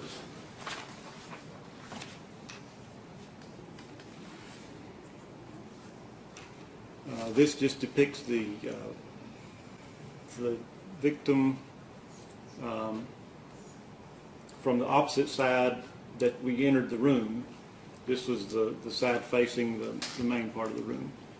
Is that belt that you talked about earlier, is that in that photo? It is. There is a material wrapped on this particular arm that is consistent with the man's belt. Can you see any zip tie under that, or in the vicinity of that belt, or a piece of the plastic zip tie around the belt, or the duct tape in that photo? I don't see it in this photograph. Did you photograph any zip ties? I think there was a photograph of a zip tie in the floor adjacent to the victim. I don't know if it's... Next photo, please.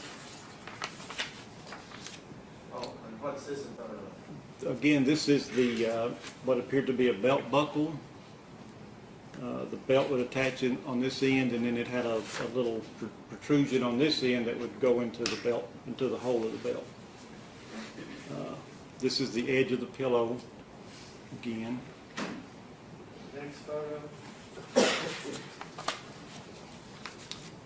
This is the pillow again. From the more the pillow is.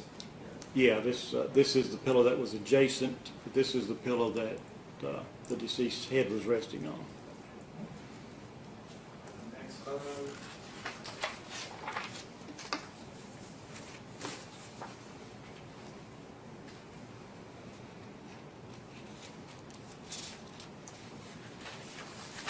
This photograph, I'll try to get the glare if I can. You can, this is the belt that's sort of twisted and wrapped, and then there's a portion of a plastic zip tie, I guess maybe a white color zip tie in this area. And one hand is, where are the hands? This, I see one hand. yeah, this hand, it would be the deceased's left hand, and this is the deceased's right hand. It appears to be completely circled with duct tape. That whole hand. Yes, sir. But then the other hand is free, Yes. but they're still, at this point, connected together Yeah, they're connected together with the belt. with the belt. Okay. Any other photos? There's a couple more here. Looks like.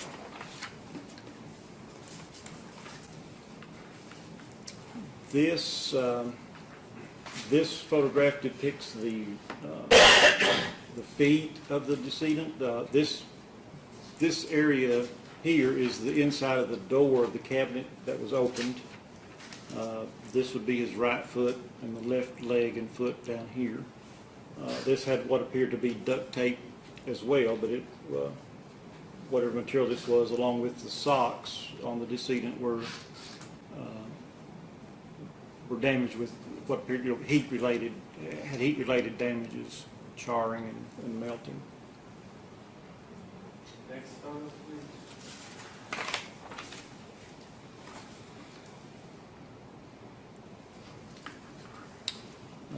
This photograph is the edge. This is the edge of the door to the safe. This is the inside of the safe. So the door had been swung open, and it identifies it. There's some writing here that's Underwriter Laboratory listed, and it also says gun safe. I don't know if that's legible. Were there any guns in it? There was, the cabinet was empty. The safe was empty. Nothing. Any other photos? Couple more, Lester. This is another photograph of the victim. What does this appear to be here? That appears to be a zip tie.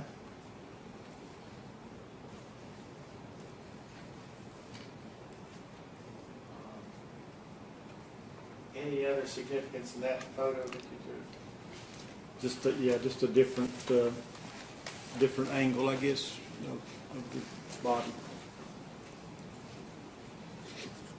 This area here, the dark area, what did that appear to be?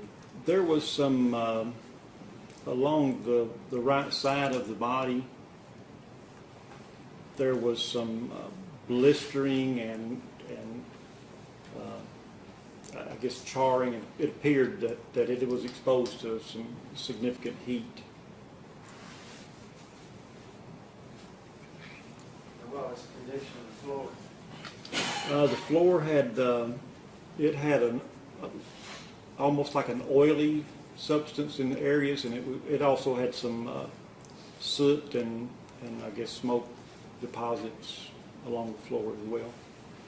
What did you identify this area here below the arm, the body?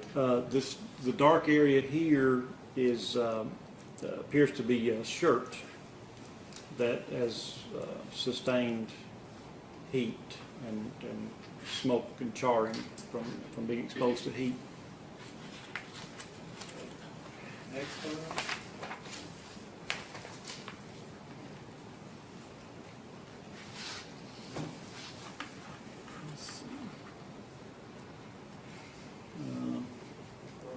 So this photo, could you identify some of the things that are in that photo? Yes, this photograph was taken in the adjacent room, which had a bed and dressers and whatnot in it, which looked to be more of a bedroom. This was another safe right here, and there were two areas where you could insert a key. I guess you have to have both of the keys. There was a key that was actually present in the top cylinder, and the bottom cylinder did not contain a key, but there was a key in the floor. Now, I know you have to, that's hard to see. It's just kind of saying, hard but to see. can you see a key in the floor there? Yes, there was a key in the floor right here. There's some other debris that's there, but there was a key. Where you're pointing there? Yes, where I'm pointing right there. Could you, with a pen, draw a circle around that key? Sure.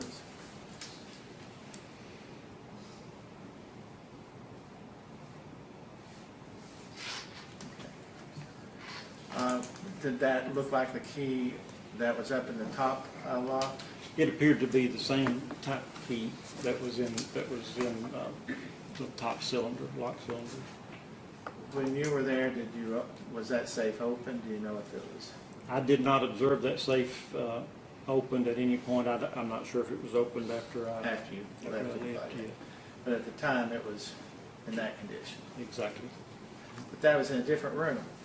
That was in a room that was adjacent to the room where the body was located, and again, this room had a bed and some dressers and things, but more suited for a bedroom.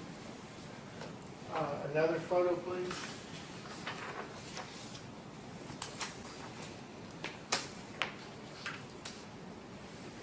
What did this photo depict, and where was it in location to the body and the rooms you described? This photograph was taken. This was back in the living room area, and it's a table, like maybe a coffee table size table, and it had a photo album resting on it. It had some looked like the little coin wrappers that you see when you bundle coins together. There were several of those there. Coin wrappers? Yes, sir. Were there any coins there? I didn't see any coins right off. Right in that vicinity. There was some sort of a briefcase or attaché case here. I'm not sure what the contents were, and just some other items, an ink pen and a cup and maybe some cigarette papers or something there. Was that in the room that the body was found? No, that was in the living room area. In the living room area. Yes, sir. Why did you take that photo? It was I was just taking it to document the heat damage that was caused to some items and how some items were just kind of spread out and spread around. Just, Anything else? as for this picture, no, sir. There's nothing else that I see. Other than the empty coin rack? Yes. Any other photos? There's another one, maybe two more photographs. I don't know if those are. This shows the body from another angle. Yes, this is showing the body from another angle. Nothing in particular that the photograph is made of, other than just to document the position of the body. And this was the area where the zip tie was? The zip ties can be seen. Let's see, let me just back over. Sort of a dark, almost arc shape here was a zip tie. And so this has that's the belt buckle you're talking about? The belt buckle is here. And then the chair that was burned with the... It's next to the belt buckle. Yes, leg of the chair is there. Thank you. Anything else? Any other photos? There's one other photograph, looks like. This photograph is the pillow that was depicted in a previous photograph that was adjacent to the pillow that the victim's head was resting on. The pillow that had a defect in it appeared to be a gunshot wound. This is the opposite side of that, and this area right here depicts the Other side of Other side of the other pillow. side of that, and then Yes. this one was lying on the floor, right. where there was... Right. There was some blood stain on this pillow, and then this defect in the pillow here had charring around the edges, like probably a firearm had been shot through or something. Those are the photos. That's it. Again, identified move. Like I said, those are identified collectively. I counted 28 altogether as, I may be off one or two, as Commonwealth Exhibit 3.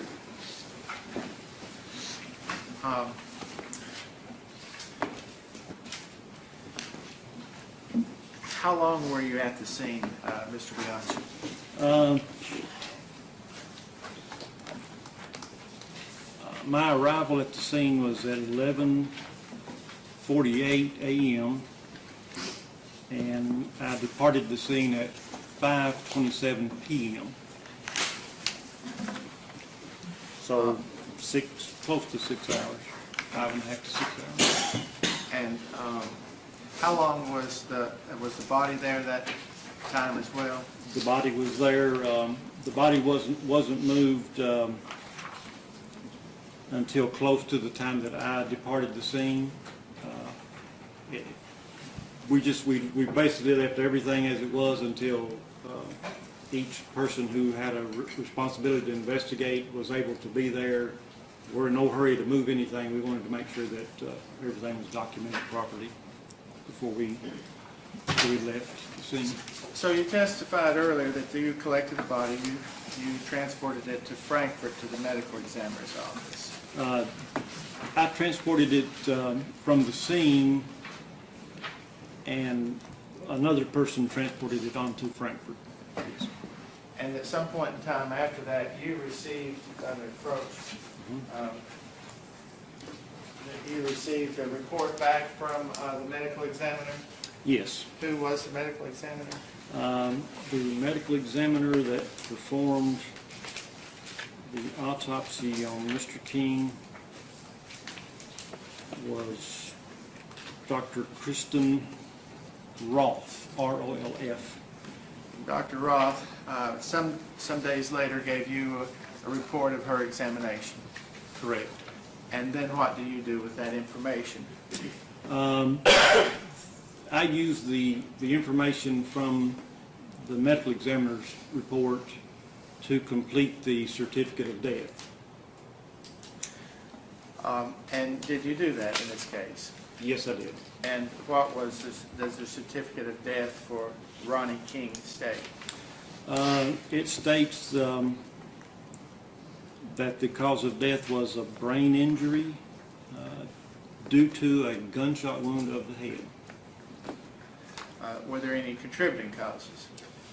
She had listed as contributing factors as asphyxia and thermal injuries.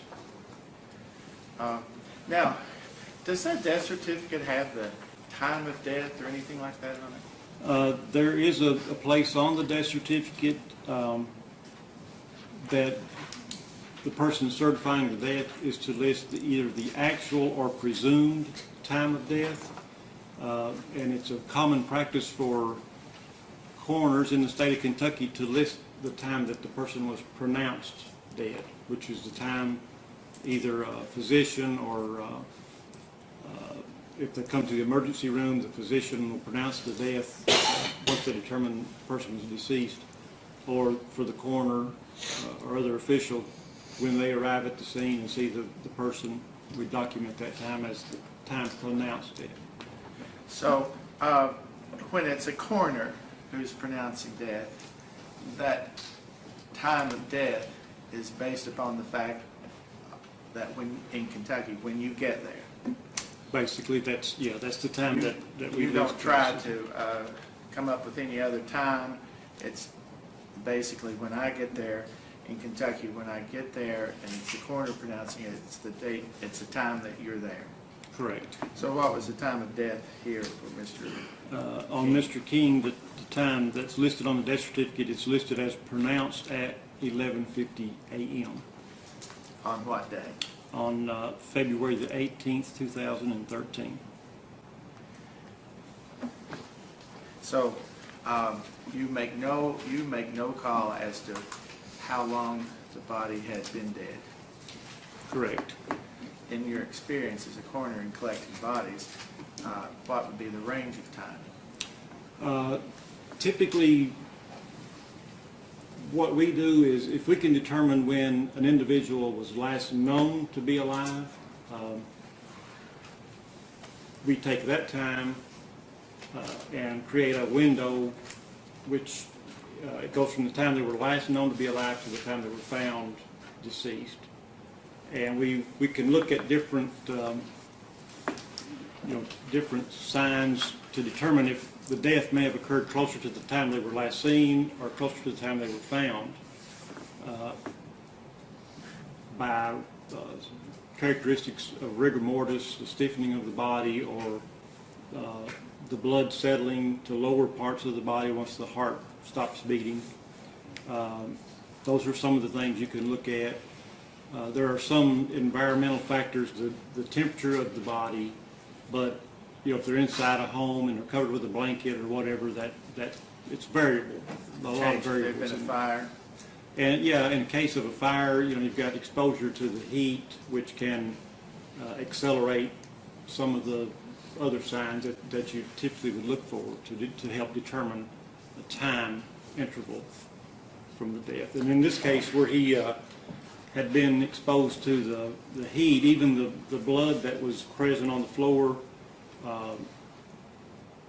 was dried, but of course the exposure to the heat could have done that, so it'd be hard to even guess to a time of death, actual time of death. That's all the questions I have, Ms. Witness, Your Honor. There may be some cross.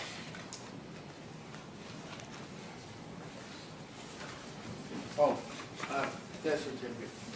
Introduce that as exhibit. Commonwealth Code. The death certificate, is there any objection to the death certificate being introduced? No, Your Honor. All right, the death certificate will be identified and introduced as Commonwealth Exhibit 4.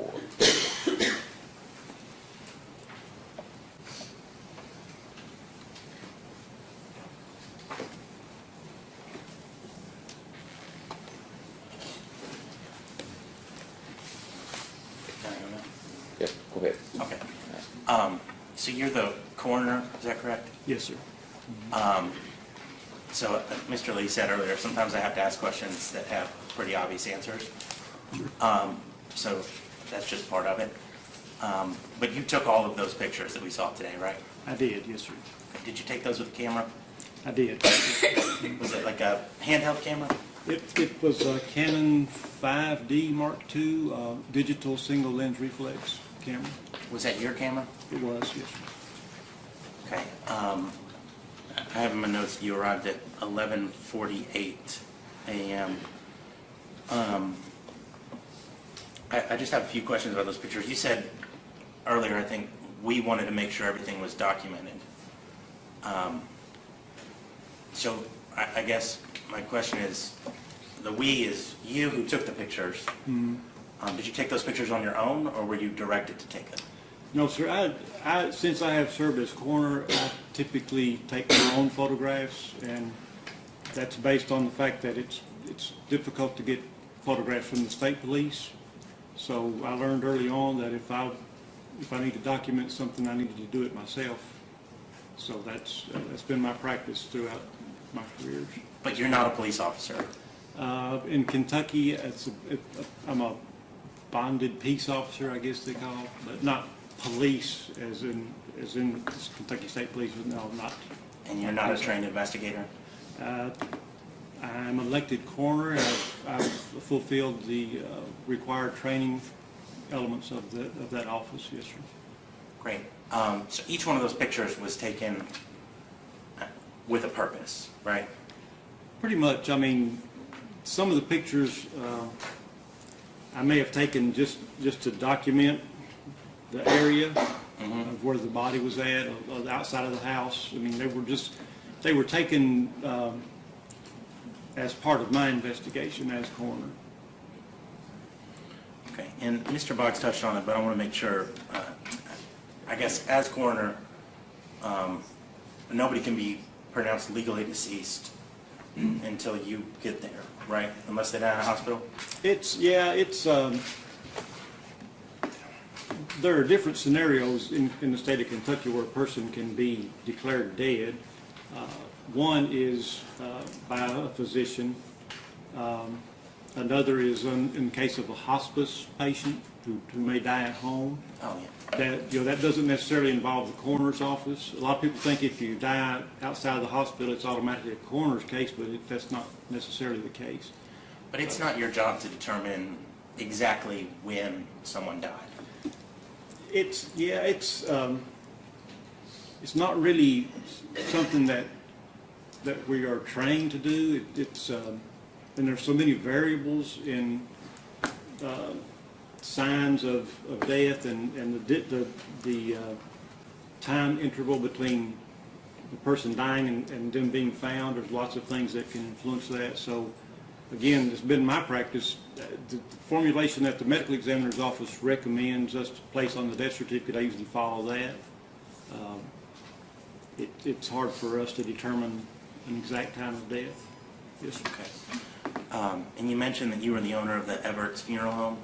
It's a family business, yes, sir. I know we looked at one picture to kind of get a scene, but if you stand in the parking lot of the funeral home, you can actually see Mr. King's house, can't you? You can, yes. And that Everett's Funeral Home does have security footage? To my knowledge, they do. Okay. Any other questions? I think that's it. I think that's all the questions I have. Thank you. Okay, is there any redirect? No, sir. This witness may be excused. All right. All right. Yeah, thank you. Thank you. You're excused. Do you have anything in the other room over there? No. Your Honor, we'd request a break at this time. Yes, I was thinking about that. I suppose you all would like to eat lunch. I see a lot of heads nodding, bobbing up and down. So if you hang around with me long, you'll never eat lunch. But I just don't think you can do it. Notice I had for lunch. Absolutely, Mr. Boggs, and I'm sure everyone here appreciates that immensely. So let's do that. Let's break for lunch. I see it's 20 to 1 now. I'd like to get started. Let's get started back at 2. So if you all can be back, please be back at 2. Now you're admonished as usual not to discuss this among yourselves or with anyone else. The evidence isn't in yet. You'll only discuss it among yourselves once it's all in and you're deliberating. If anyone approaches you and wants to discuss it with you, please do not, and report that back to me. All right? So we will be in recess until 2 o'clock. All rise to the jury. If anybody sees you, just say I'm a jury. Yes, those badges will draw people to you. Okay. Oh, you can wear it. Oh. That way when they come to you, say I'm a jury. You know what you And leave your pads in the chair. Thank you, yes.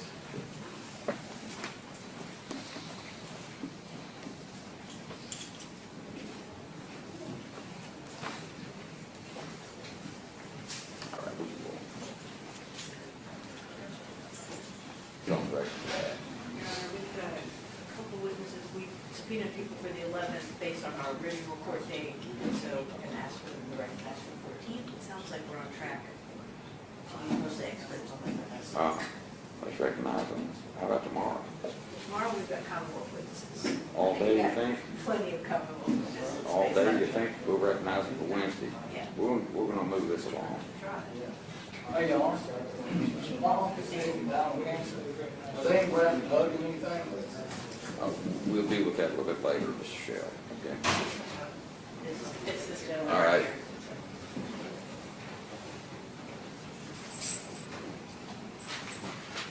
All right. Okay. What's your name, sir? John Paul Madden. And your witness in this case, you've been subpoenaed? Shelby. All right. And ma'am, your name is? Pamela Stidham. What's your last name? Stidham. Stidham, Pamela Stidham. All right. I'm going to, this is called recognizing witnesses. You were subpoenaed to be here today. Yeah. And I want you to raise your right hands and swear or affirm to me that you will be here under penal penalty of $1,000 to the Commonwealth of Kentucky on Wednesday morning at 9 o'clock. All right, tomorrow, do you? You understand all that? Yes, sir. Mr. Your last name again was? Madden. All right. And then I want you to sign this form that the clerk has, and you're still under subpoena, both of you, to be here Wednesday morning at 9 o'clock. All right? Thank you all. We can get off the record. And we're back.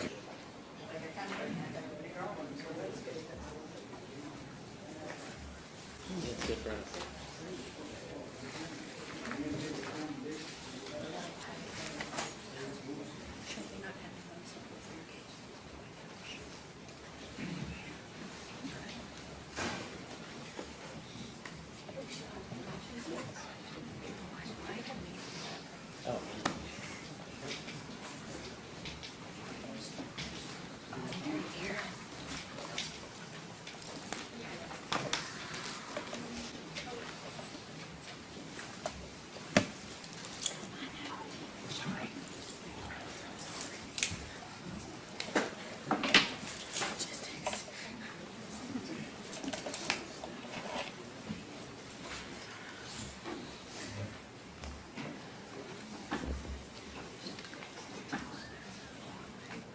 All rise.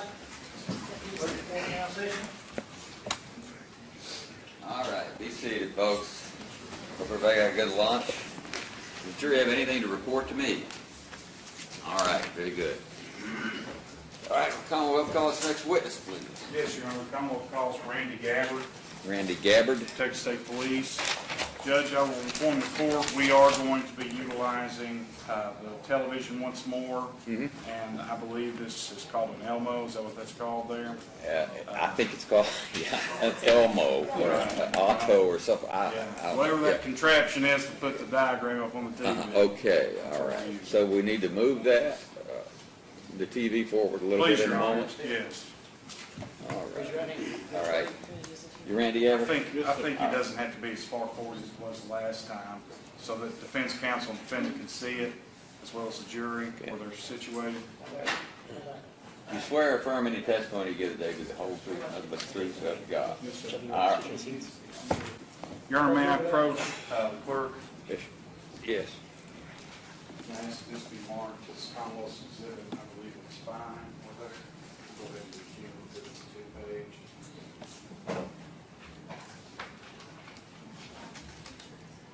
Just cue.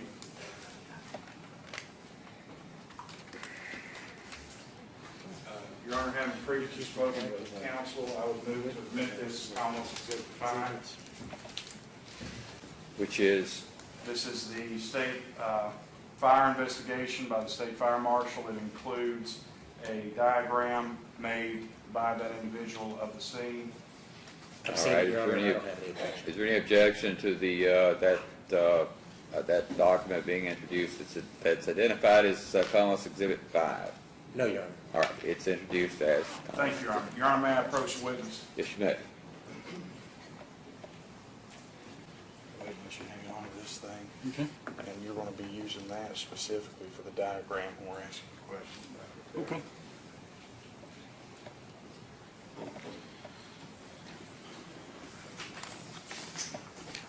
Your Honor, may I proceed? Yes, you may. Go ahead. Thank you. Sir, could you please introduce yourself to the court and to the jury? I am Detective Randy Gabbard, Clarence Randall Gabbard, with the Kentucky State Police. I'm an arson investigator at a Post 13 Hazard, Kentucky. Okay. And how long have you been an arson investigator? Since February the 15th of 2012, when I was hired by the State Police for this position. Okay. So, on February 18th, 2013, is it safe to assume you were an arson investigator for Kentucky State Police? Yes, sir. All right. On that date, February 18th, 2013, did you have any duties that took you to Harlan County, Kentucky as a part of your job? Yes, sir. I was Harlan Post needed a arson investigator for a fire they had in their post area. Okay. And is that common for you to be called out to the post when a fire is believed to have been taking place? Yes, if the arson investigator at that post is out of town or on vacation or something, we go to other post areas and work all the time. Okay. Do you remember about what time you arrived on the scene? I'm going to say it was around noon or so, because it kind of come in early around lunchtime or something, before lunch maybe. I can't really remember.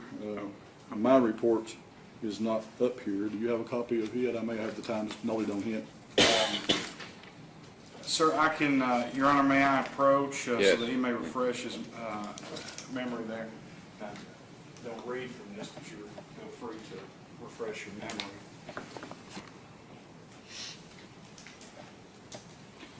If you need a moment to look at that.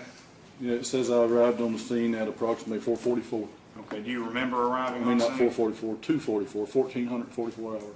Do you remember arriving on scene? Yes, sir. Does that fit in line with your memory about the time you were there? Yeah. Okay. It was around noon. I thought it was around noon whenever I got the call, so a couple hours drive over here.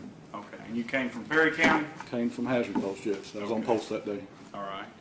So when you arrived on scene as an arson investigator, first off, will you go ahead and tell me what an arson investigator is? What does that mean? Well, it's my time. It's my job. I have to have training in fire, on the fire side of the house, and also law enforcement side of the house. So you have to be able to. Your general job is to go and try to figure out cause and origin, where the fire started, what caused it, how it came about, and that type of stuff. If you've got a structure or the evidence there to be able to make that judgment. Okay. Would it be safe to assume, without the particularities of elements of crimes, that arson is generally considered a purposeful starting of a fire? Yes, sir. Various degrees for various things? Yes, sir. Okay. So when you arrive on scene there in Harlan County, Kentucky, is it, what's your intention? What's your duties as an investigator at that time? Why are you there? The lead investigator requested me come and do a cause and origin for that particular fire. Okay, for that fire. Mhm. So how did you go about that process, fulfilling that request? What did you do? What process did you go through? Whenever I arrived on scene, he kind of briefed me on what he had going on, where it was at inside the house. I went in the house, done a walkthrough, kind of noted where the fires was as I was going through my process of walking through the house, what I seen, what the fire patterns was. Then I come out of the house and went into the basement and checked that area underneath where the fire was at, and then come back up, and there was two fire marshals from the fire marshal's office that was also there helping me, and we talked about what we'd seen, and then we went in and started diagramming and photographing and collecting evidence. Okay. Did you go through the location, the residence with the state fire marshals? Yes, they was both with me the whole At the time. same time? Yeah. So you guys were doing that investigation together? Yes, sir. Okay. So let's start first with the most simplistic thing. Did it appear that a fire had been at this house, that a fire had broken out? Yes, sir. Okay. Was it the source from one fire or multiple? What did your investigation conclude? When I walked through the front door of the house, first thing I seen was a big hole in the floor that had burnt through. Okay.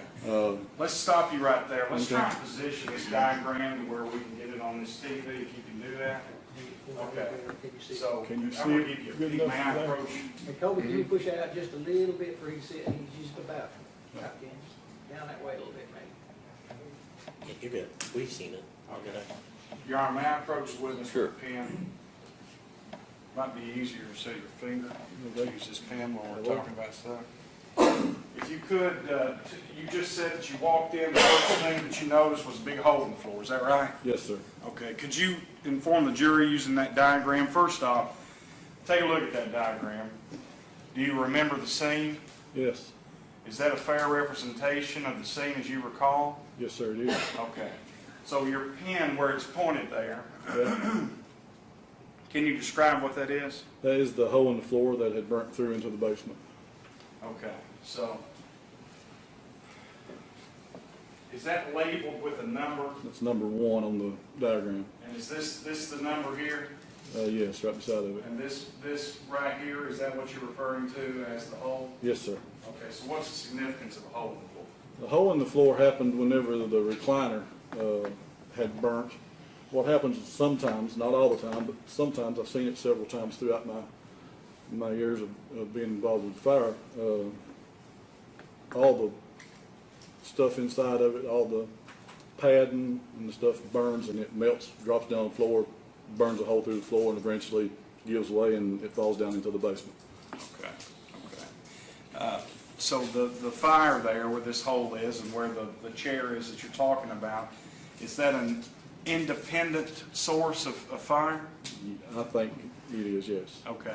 So is that, how many in total? How many places? There was 2 different fire origins in the living room, one in the bedroom and one in the office area. Okay. So 4, is that 4. correct? 4 different places 4 where different fire? areas of origin, yeah. Okay, great. Now, you said 2 in the living room, is that Yes, sir. correct? Yes, So where was the other? the other one is the couch in the living room. Number 2 was the other area of origin in that room. Okay. Why, now those appear to me, I'm looking at that diagram there, and it's in the same room. I mean, you know, if we're going by actual space on the diagram, it's tiny, but of course that's not to scale as it says down there. How far apart do you recall, just a rough guess of how far apart those 2 places were? The Probably location? 5 to 6 feet, not very far apart at all. 5 to 6 feet. Why are they then labeled as 2 different places where a fire had been started? Why is it not the same location? Well, the couch was in a different area in the living room. The fire could be related between the 2. they are close enough for that to happen. The couch, the fire was more burnt on the end closer to where the chair was at in the living room area. I could not determine for sure if if the couch had been set and just didn't burn and the chair did, or whether the couch was kind of set from it. I didn't see a pour pattern or anything to distinguish that there was anything like flammable liquids that was used to spread the fire. Okay. So it could be related. It could have been set and just didn't burn. Okay. Did you come to a finding in your investigation as to whether or not it was related or not? I think that it was two separate fires. Okay. Just from my experience and looking at this stuff, I think something may have been laid on the couch or something to start that fire. Also, it just for some reason did not burn like the chair did. Okay. Let's move on then. What's the, that was one and two, correct? Yes, that's correct. And is there a third location where the diagram and points out? Yeah, the Okay. third location is in the bedroom area. Okay, describe that location to the jury, not necessarily what was in there, but concerning the fire and your investigation. At the end of the bed, there was like a hanger that had clothes hanging on it. Kind of like a free open hanger that you just kind of set in the middle of the floor. And on that hanger, they had clothes hanging on it, and it appeared that somebody had actually set fire to those pieces of clothes. Okay, okay. So was the fire in that room then limited to the clothing? It burned itself out. It did? Yes, it did. It did not cause very much damage at all. Just enough damage to pretty well destroy the clothing on the hangers, and then that's pretty well it. It burned itself out. Okay. So then let's move on then to number 4. Is there a number 4 on there? Yeah. And could you describe where this fire is located? This fire was in the room where the victim was found at, on a chair sitting beside the victim. The base of the chair itself had been burnt. It was still intact, but you could see that there was a fire that was in the base of that chair. Okay. Was there a fire anywhere else in that room? Just around that chair, in that general area of that chair that I can remember. Okay. Do you recall the extent of the fire around the chair? It was not very much damage at all. The chair basically done the same thing as the clothes did. It just kind of burnt the general area around the chair, the top of the chair, and then it kind of just burned itself out. Okay. So let's go through then each one of these 4 locations, starting with location 1. Okay? On the diagram there, location 1, fire 1, is that fire, in your opinion, your investigation, what you perceived and saw, was it limited to that area noted on the diagram? Yes. Was it not anywhere else? I mean, that was the bigger fire of the 4. It did cause more damage to the house. Right. The fire did spread up and out toward the ceiling. And the way fire spreads, once it develops and starts free burning, it spreads up and out and then rolls across the ceiling, leaving the marks and stuff. Okay. That fire was definitely the one that actually burnt and caused most damage. Okay. So the largest fire. Yeah. Would you consider it limited to the living room? Yes, it was limited to the living room area. It burnt. What happened was it burnt through the floor. The chair fell into the basement, and when the chair fell into the basement, it either knocked itself out or the fire department put out what was left of it. Okay, all right. So then let's move on to number 2. Do you see number 2 up here? Yes. That's a second source, a second fire, as you testified to, is that correct? Yes, sir. The fire represented by number 2 on the diagram, was that limited to the area represented on that diagram? It was limited to the end of the couch, mostly toward the chair. Okay, so limited to that specificity That to general the couch. area toward that chair and that end of the couch was more damaged than the farther end of the couch that was away from the chair. Okay. The So couch was then- damaged completely, but the most damage was next to the chair. Okay. So then would it be easily stated that it was limited to the living room? Yes, that fire was limited to the living room area. Okay. Let's move then to number 3.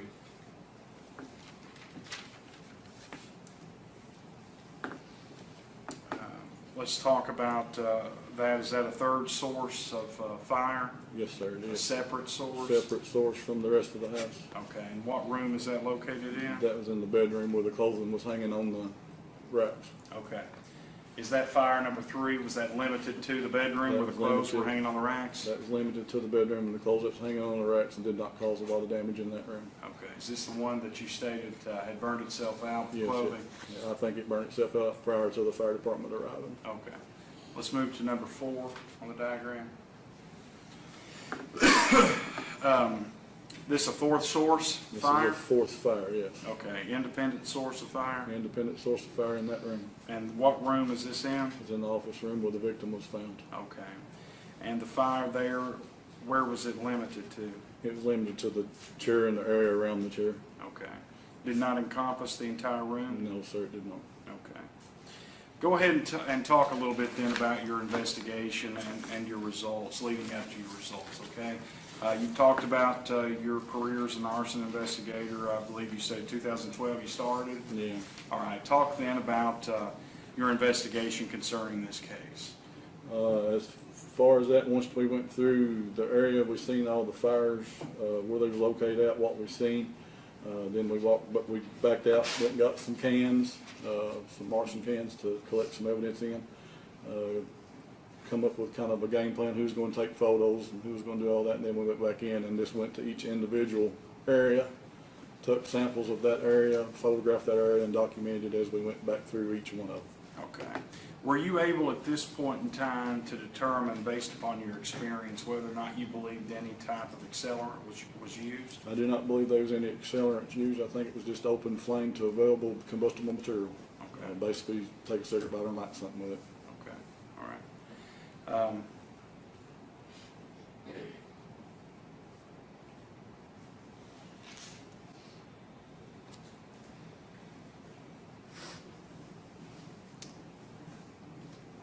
Goes without saying maybe, but I'm going to ask the question anyway. Fire location number 1, do you believe that was purposefully set? Yes, sir. It was in the mid center of a room. There was no other kind of, any kind of thing there to start a fire. There was no plug-ins, there was no wiring, there was nothing there that could have started a fire in that area. Okay. Let's move on to location number 2.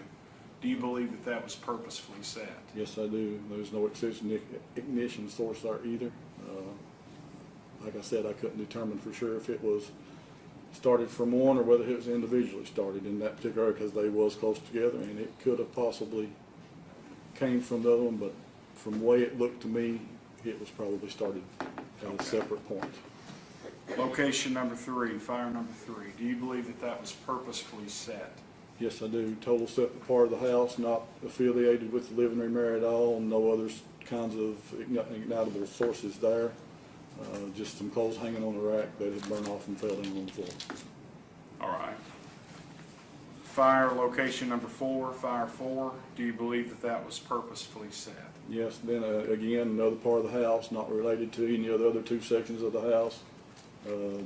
Just no other ignitable ignition sources in that area other than that chair, and I couldn't tell if something had been laid on the chair and lit or whether it was just held something to the chair till the actual leather started burning, or the top of the chair or whatever was on it. The part where you sat at was just totally burned up and kind of gone. Okay.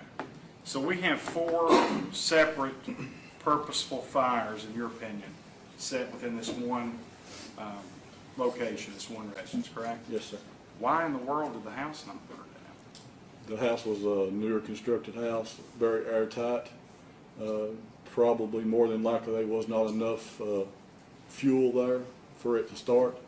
You got to have something that's going to spread the fire quickly in order to get it to burn into a free burning stage in the whole area.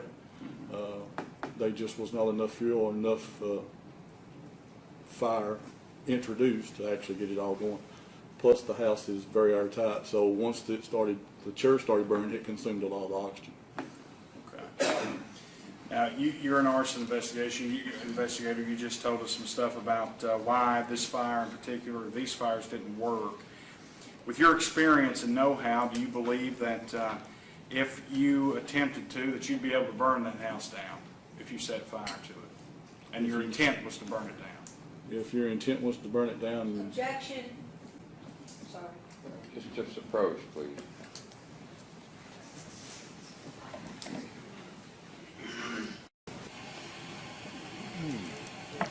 for speculation on his What? part. It's like she's asking him about an imaginary crime. That's No, not it's not relevant to No, what he's actually not. No, he's happened. not. Saying if he knows what he's doing, could he burn that house down if he set That's it for a not part fire of this starter? trial Well, at all. I don't understand your objection. He's trying to say that somebody knew what they were doing could burn the house down and somebody dumb couldn't. And No, that's it's not great, true. I'm not but that's dumb. not That's not what I said. I'm not saying you're dumb. Overruled. Overruled. Let's get No, on. okay. All right. You want to repeat the question? Yes, Your Honor. You have stated that you are an arson investigator, you're familiar with these things. If you were trying to burn this house down, could you burn that house down? You mean me as You myself personally. with the knowledge I have? Yes, sir. Yes, sir. Okay. So do you believe, based upon that and based upon your investigation, that the person that did this knew what they were doing? No, I don't think they had a good, I think they set the fires to intentionally destroy the property, but they didn't have enough knowledge to know how to make the fire spread. Okay.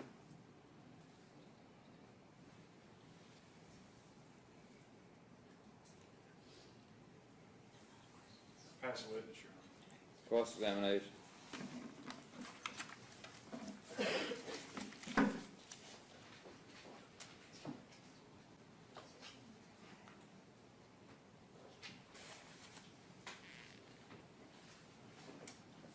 Good afternoon. So you're an arson investigator, Yeah, for the Kentucky State Police. right? Yes, To my understanding, the fires need fuel, air, and heat. exactly. Is that right?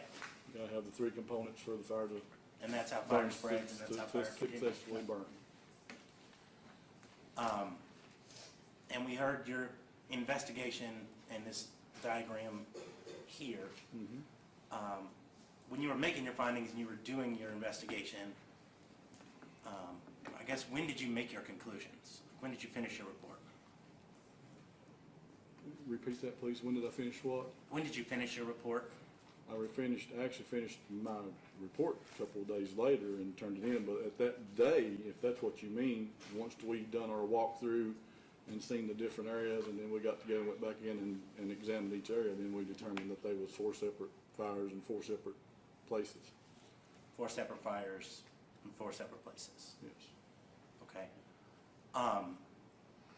And the first one and the biggest one was the recliner that came from the living room. It was Right. in the living room, yes, and that's the one that burnt hole through the floor and done the most damage.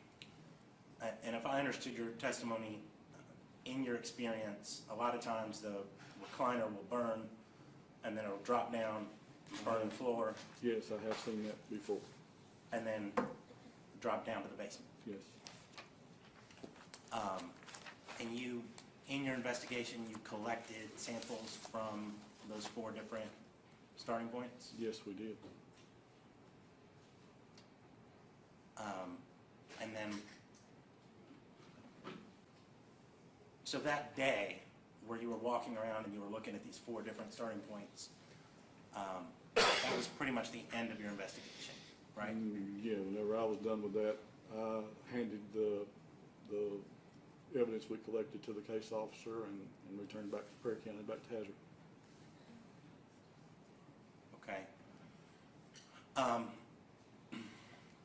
I know you said earlier that you took pictures. I did not, but one of the troopers that was there actually had the camera, and they was taking the pictures as we went through each area. Okay.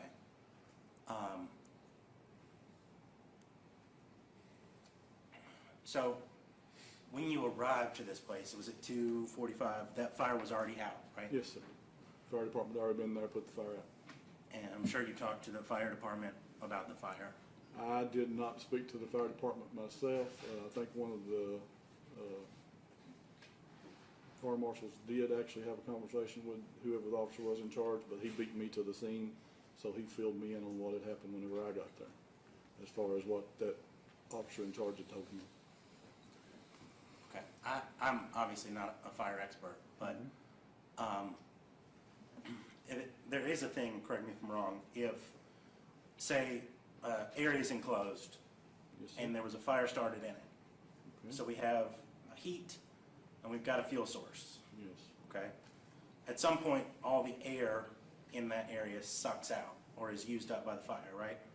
Yeah, at some point, if you have a house that's built really airtight, you will, whenever a fire starts, it starts out small, smoldering fire. As it builds, it gets bigger, it consumes more air. As it gets bigger to the point to where it's consuming all the air, it's coming to an area in the fire burning phase. It's called flashover.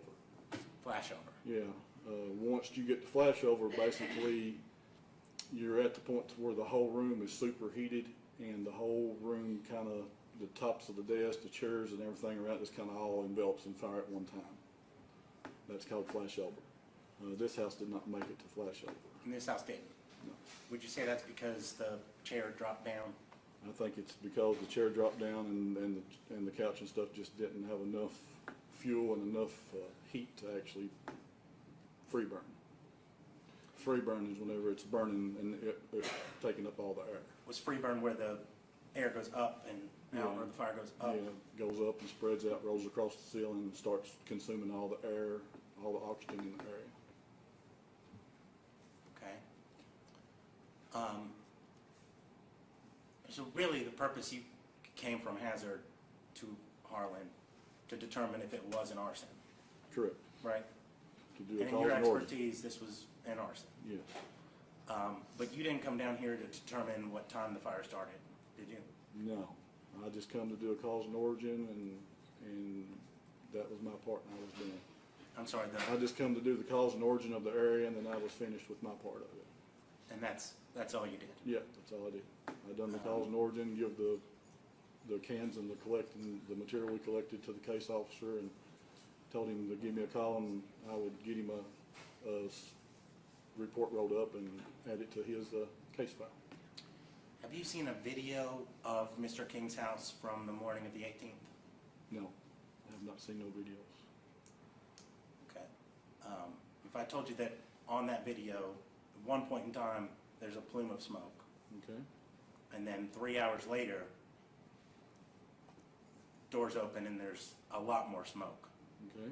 would that be consistent with your findings of that house being well-built and not having enough oxygen for the fire to spread? Well, with the house being well built, the smoke and everything stays inside the house until it finds a way to vent itself out. You have to have enough heat, fire, exposure of the house to get to the vent process, get to where it burns through the ceiling, burns into the attic and vents out, and then it starts getting more oxygen. Or it blows the windows in the house out. It will find oxygen eventually, but on a lot of newer homes, they will actually consume all the oxygen, fire goes out. Maybe I misheard you, but you said in your professional experience and your findings, you said there was not an accelerant used? I did not see any signs of an accelerant. And I took the samples of every area just to test to make sure that there was none, but I did not see any signs of accelerants. Okay. There was no trackers, no trailers, nothing like that. Thank you. Mm-hmm. Any redirect? No, Your Honor, subject to recall and subject to rebuttal, we have no further Okay, questions. so this witness may be recalled. All right, you may step down and still subject to recall, sir. Thank you. You need these? Is that introduced? Yes. Your Honor, if I may, I believe that's my only copy of that. There Exhibit should be two 5, things there. There's one exhibit, and then I also handed in, remember, the floor plan. refresh his recollection. All right. May I approach, Judge? All right, and this, what about this? Is this yours also? That's the thing. Yourself is collected exhibit 5. This goes. This is the only thing. Okay, this, all right, got it. All right. Collected 5. Oh, yeah. All right. Okay. You may call your next witness. Your Honor, the Commonwealth calls Dr. Kristen Roth, who testified last Wednesday Mm-hmm. by speakerphone, and we would play that examination for the jury at this time. Okay. All right. Are we set up to go with that? We are, Your Honor. I should explain to the jury that Dr. Roth testified from Anchorage, Alaska. That's correct. And due to some technological problems, we had to do they did a deposition by phone in court on the record. So you're gonna hear it, and we're gonna move on from there.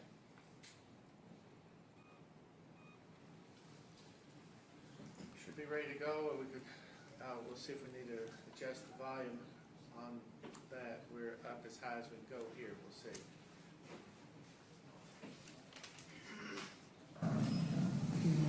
All right, we're on the record this morning in Commonwealth versus Shelby Shell, 13 CR 00076. We are doing the deposition of the state's medical examiner. Can't find her name, I've forgotten. I'm sorry. Kristen Roth, Your Honor. All right, and we're doing, she is now, she has relocated to Alaska, which is why we're doing this by deposition. But she was just, well, I'll let the questioning take over from that point. But we're going to do this by speakerphone. The plan had been to do it by Skype, but those systems, that system is not working this morning, at least on her end. So let's get her on the phone.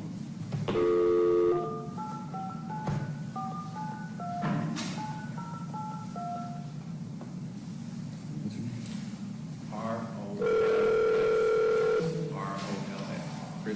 Dr. Kristen Roth. Hello? Is this Dr. Roth? Yeah. This is Judge Hendrickson in Harlan County. How are you this morning? Well, hi, how you doing? I'm not too computer savvy, my kids are still asleep. Well, I'm not that savvy with them either. We're going to go ahead and do this by speakerphone. I have present in the courtroom Commonwealth's attorney Parker Boggs. Also present is the defendant Shelby Shell, along with his lawyer Will Sideman. And we have your reports already marked as exhibits, and we will at the appropriate time your deposition will then be played to the jury. So at this point, I'm going to turn it over to the Commonwealth's attorney, Mr. Boggs. Thank you, Your Honor. May I please record? Dr. Roth, good morning. Yeah. Will you please, Good morning. will you please identify yourself for the record and for the members of the jury? My name is Kristen Marie Roth, and if I may spell my name, first name is spelled C-R-I-S-T-I-N, and the last name is spelled R-O-L-F. And Dr. Roth, where are you located? I'm in Anchorage, Alaska. And prior to Anchorage, Alaska, where did you work and reside? I used to work in Frankfort, Kentucky at the Office of Associate Chief Medical Center. And what is your position now in Alaska? I am now a deputy medical examiner for the state of Alaska. So you were doing essentially the same work in Alaska that you did in Kentucky, that's as a medical examiner for the state, is that correct? Yes. Could you briefly tell the ladies and gentlemen of the jury your educational background and your experience briefly? Yes, to become a medical examiner, I went to college and Excuse me, did my undergraduate. I'm sorry. Back up, Dr. Roth. I failed to swear you in. We took off. You thought you were missing something, didn't you? All right. Dr. Roth, would you raise your right hand, please? Yes. Do you swear or affirm that any testimony you give us this morning will be the truth, the whole truth, and nothing but the truth? I do. All right, I apologize. As well, Your Honor. When I don't see a live audience. Yeah, the same with me. Sorry, Dr. Roth, to interrupt you, and thank you for being sworn. You were telling us briefly your education and experience. To become a medical examiner, I went to undergraduate college and received my bachelor's of science and biology and pre-medicine at Kent State University. I then went to medical school, Medical College of Ohio at Toledo, and having a degree in Doctor of Medicine in 1991. The school is now called University of Toledo. I then did a training in pathology, which is the laboratory branch of medicine, and then the medicine in which the doctor looks at biopsies under the microscope, they do autopsies, and they also look at body fluids and other things for the presence of disease when we make the diagnosis. That was at Case Western Reserve University Hospital in Cleveland, Ohio. And right after that, the 5-year program, I went to a 1-year program in forensic medicine and became a forensic pathologist after I went to the Cuyahoga County Coroner's Office for my fellowship there. I then started my career as a forensic pathologist in Kentucky and worked for 17 years with you. We went on vacation to Alaska and really enjoyed it. And when a job came up, I started my career again here in Alaska to enjoy the outdoors, I guess. Doctor, so 17 years, was that all with the Kentucky Medical Examiner's Office? Yeah. And then how many years have you been in Alaska? It'll be 5 years this summer. I started here in July of 2014. During that time, approximately how many post-mortem or autopsy examinations have you performed? Probably around 5,000 by now. And during that course of your work, did you have the occasion to perform a post-mortem examination or autopsy on the body of Ronnie King? Yes, I performed an autopsy on Mr. Ronnie King on February the 19th, 2013. And how was the body identified? Our body was identified with toe tag and for coroner's office from Harlan County. Can you please describe who was present during that autopsy? During the present autopsy, we had a technician and Davis. We also had a medical student, Sarah Main. We had the 8th Division of Kentucky State Police were present to remove duct tape from head and right hand and arm. Bridget Ogden and Keith Dollinger. Also, we had Detective Jackie Pickerel to remove evidence. This was Highland Post number 10. What were the items that were removed from the body and what location? Includes clothing and there were bindings on the body, including duct tapes. Where was the duct tape located? Duct tape was located on the feet and the hands. I'm sure I got that. On the hands and the head, and the tape is also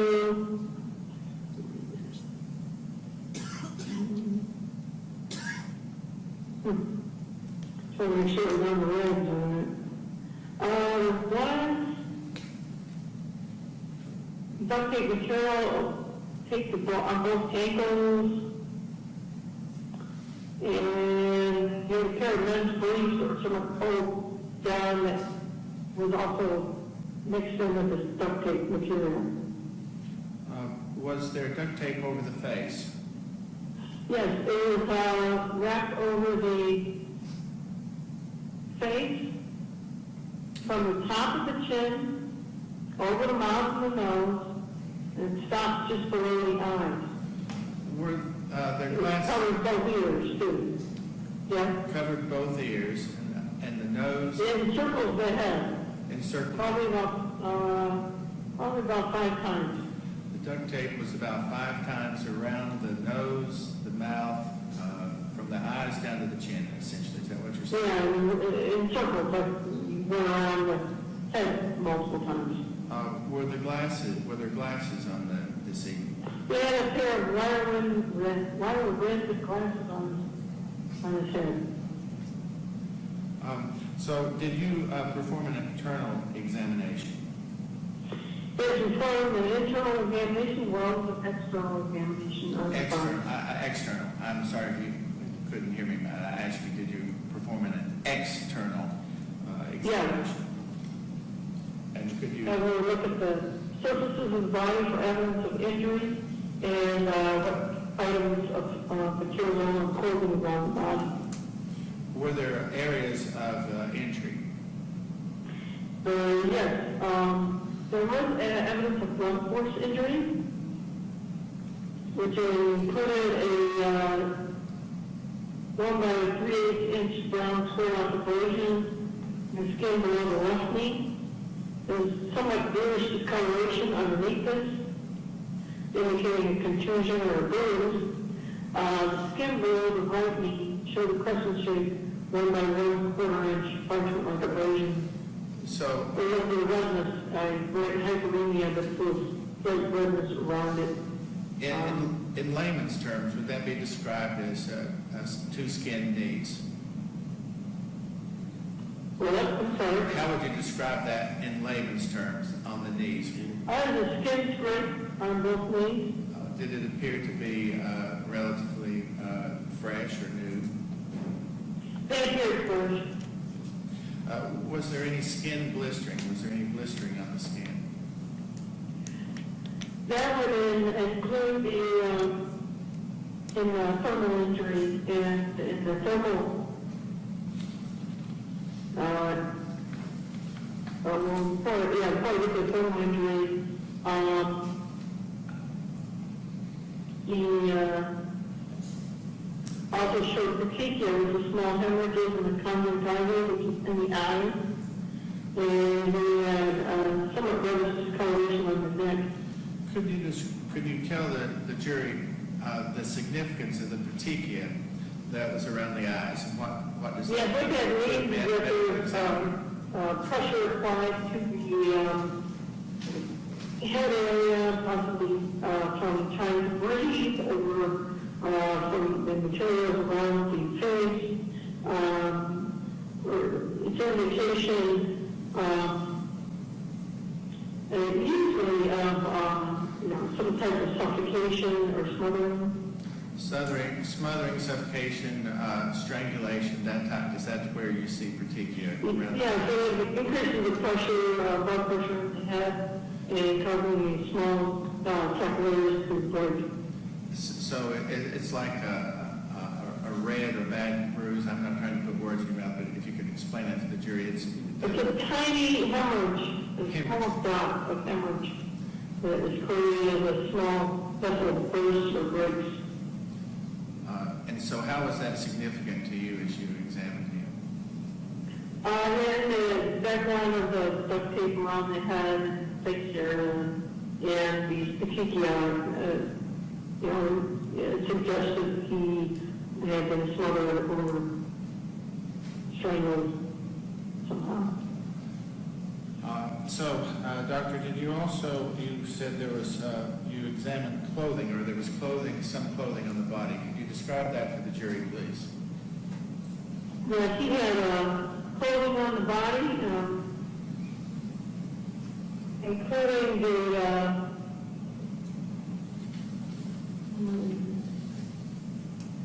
recorder's tag on the right toe, the partially shredded burn skin button down, last sleeve shirt, so partially burned, the line of blood on the back of the shirt.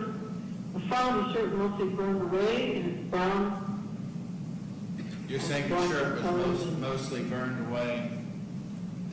Is that what you said? The shirt was mostly? Partially burned away.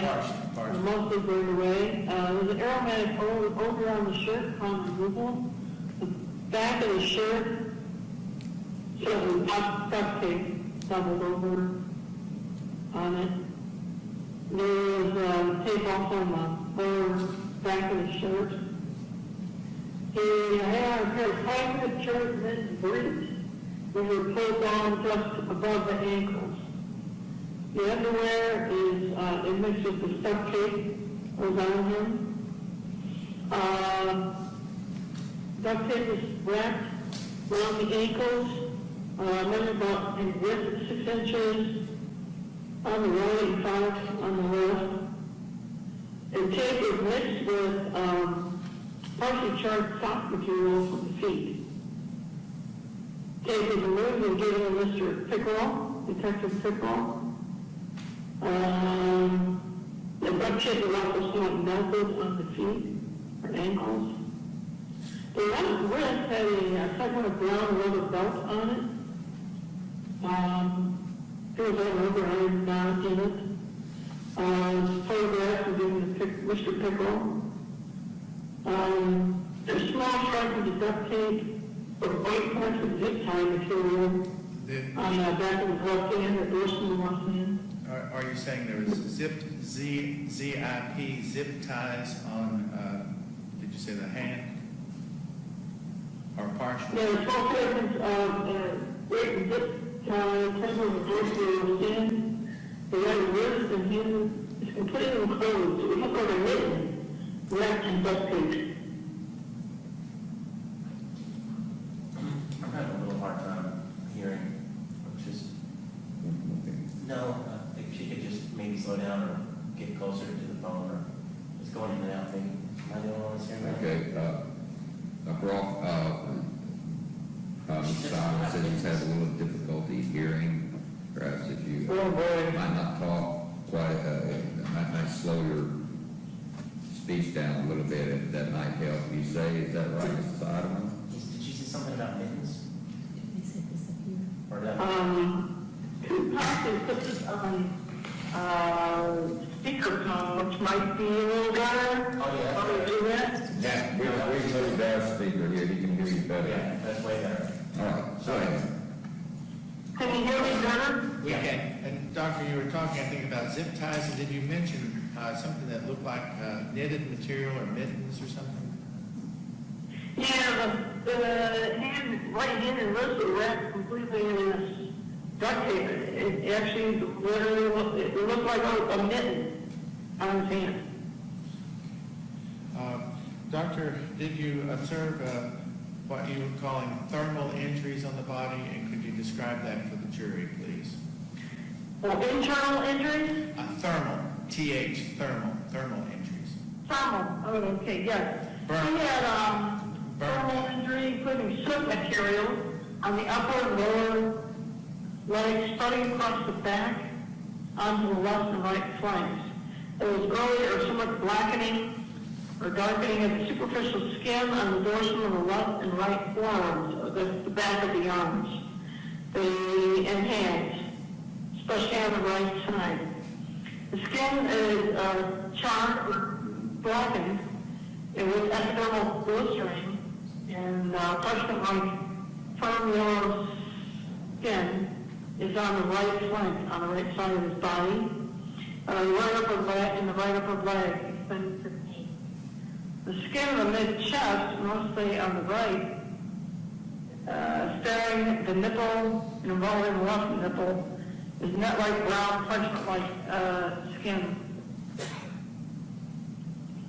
Was there other charring? Charring of the tip of the chin, or burning of the chin underneath the duct tape, or where it's protruding from the duct tape.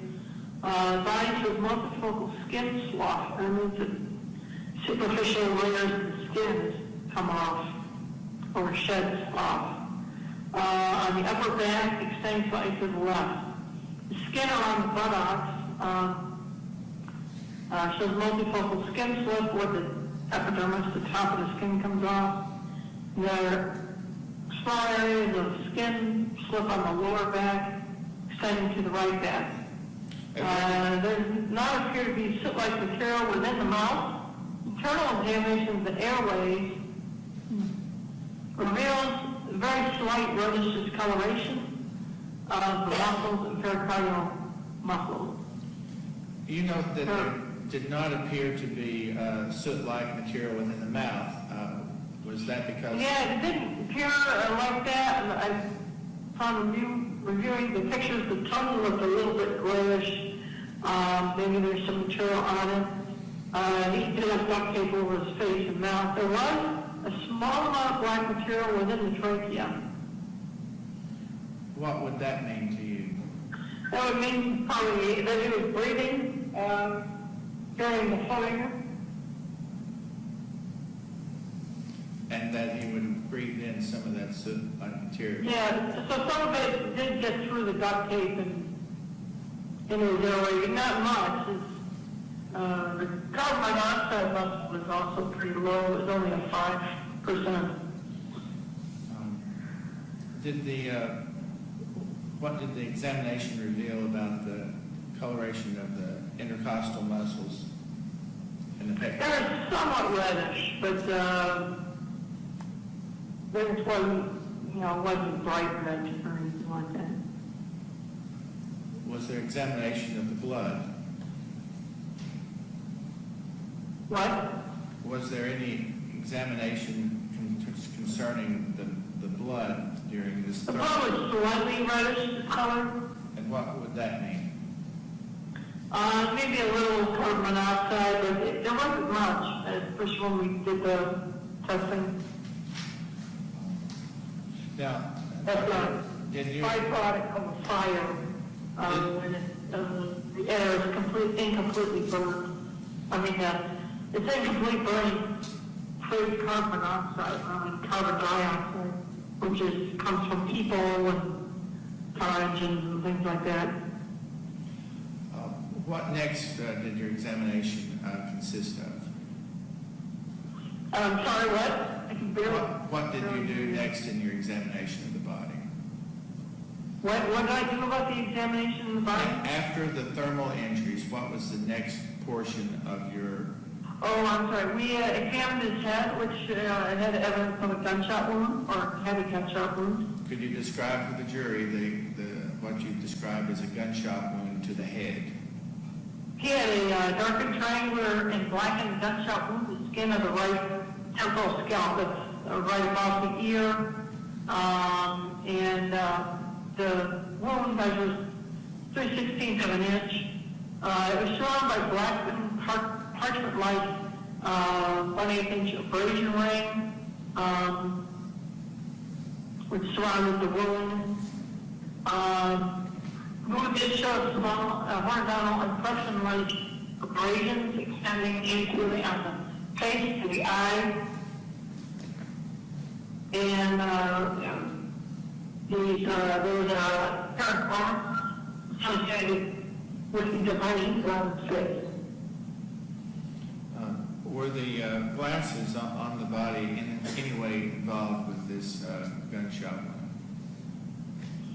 They were involved in the gunshot bullet through one of the temples on the glasses. So the gunshot wound then went through, you're saying, the temple or the earpiece of the glasses? Is that on which side of the body? Yes. We saw and seen on X-ray with the body. Was there any evidence of soot on the gunshot wound or anything of that sort? There's a small amount of blackening on the gunshot wound. What was the path of the bullet? Were you able to determine the path of the bullet? The bullet traveled through the head, to the right temporal lobe of the brain. It's part of the brain against a temple. The bullet then went through the roof of the head and entered the other side in what's called Peach's ridge, or a thick bone that's associated with the ear, runs from right to left. Were you able to recover a bullet from his brain?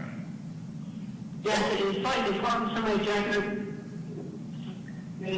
The outside was colored, medium color, slowly covered from soft tissue. Underneath the Peach's ridge, The bullet measured around across the face, 5/16 of an inch, and it was 9/16 of an inch of height. There were 6.3 petals on the bullet, the cover coating or the jacket of the bullet at 6 petals. But on the bullet apparently the hollow in the center. Did I understand you to say that it appeared to be a copper-coated?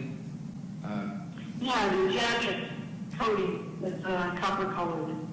And did you say a hollow type center of the hollow? There was a hollow center, or hollow point type center.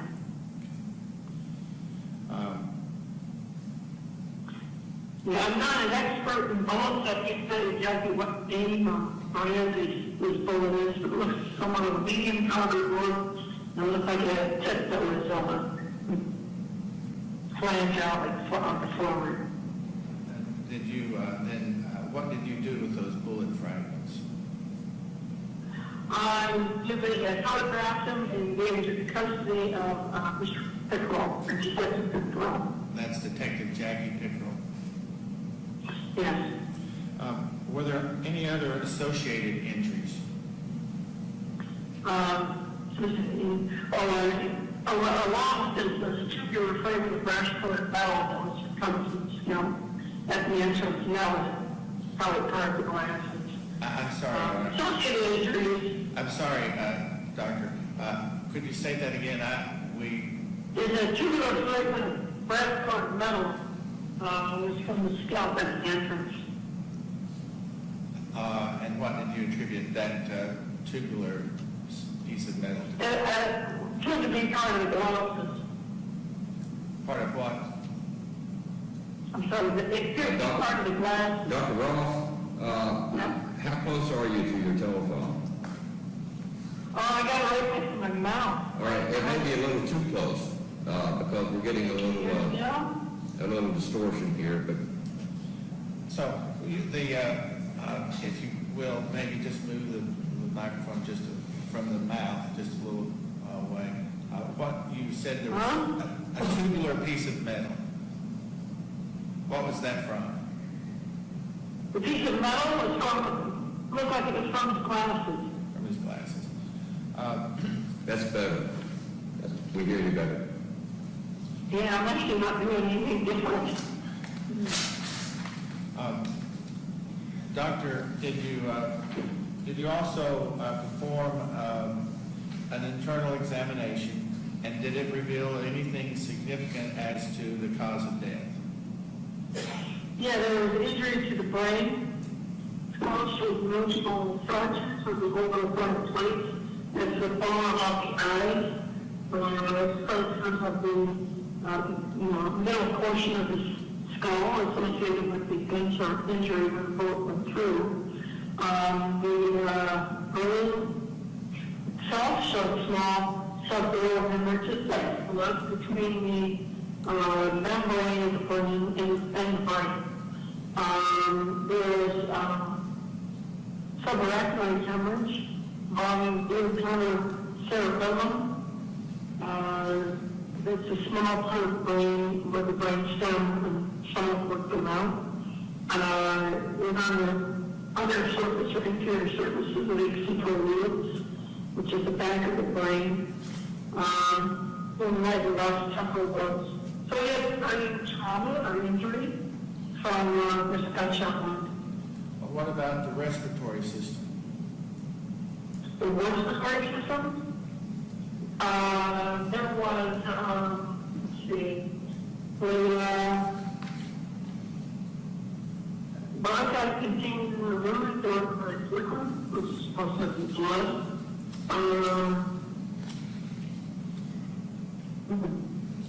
There was trauma to the respiratory system.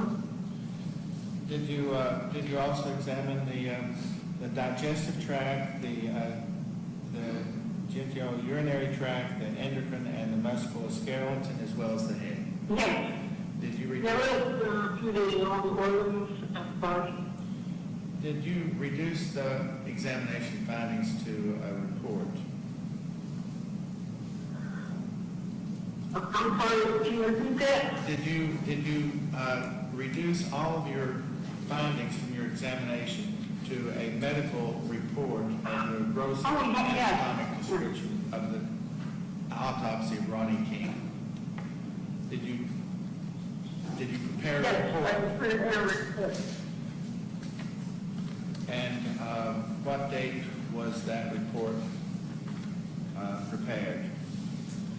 The report was signed March the 26th, 2013. Did you prepare what is called a final report that summarized all of your findings? Yes, that was on March 26, 2013. And does that contain your signature? Yes. And could you, for the jury, summarize your conclusions and findings of the post-mortem examination or autopsy of Mr. Ronnie King? What was the cause of death? Yes, the cause of death is brain injury due to gunshot wound of head. Contributory cause is asphyxia or lack of oxygen to the body. Due to obstruction of nose and mouth, magnetic material. Your Honor, I would move that her final report be Commonwealth's Exhibit 1 and that her notes be Commonwealth's Exhibit 2. Any objection? No. All right. The final report of March 26, 2013 is introduced as Commonwealth's Exhibit 1, and the accompanying notes as Commonwealth's Exhibit 2. That includes the gross anatomic description and the microscopic findings. Thank you, Dr. Roth. That concludes my questioning. The defense counsel may have some questions. All right, cross-examination. Dr. Roth, can you hear me? Yes. Okay. Oh. Great. Yes. Sometimes I talk a little fast, so if I speak too fast, just tell me to slow down, okay? But I just have a few questions. Starting off, you can't really determine the time of death from your examination, can you? Well, I would say if I was the position of the body when we see that in the autopsy room, the body was cold, it was, did not show signs of decomposition. So if it was a very long time or anything like that, probably hours to a day or so. He is full of minor waters. What was the last one? The minor waters was fully fixed. Oh, Morris. So you can't tell if Mr. King died at 8 p.m. on February 17th. You can't tell that exactly, can you? I can't call exactly we cannot call the exact time. We can say it could be around that time or something like that, but we can't do that to that time. It also depends on the temperature of the room you was in and around. I'm sorry, Dr. Roth. I couldn't understand that last part that you said. Decomposition and changes in the body depend also on the temperature around the body. Dr. Roth, once again, we're getting a little distortion. So I'm going to have to ask you if you could please kind of repeat that. I don't know. Can you hear me? Can you hear me now? Yes.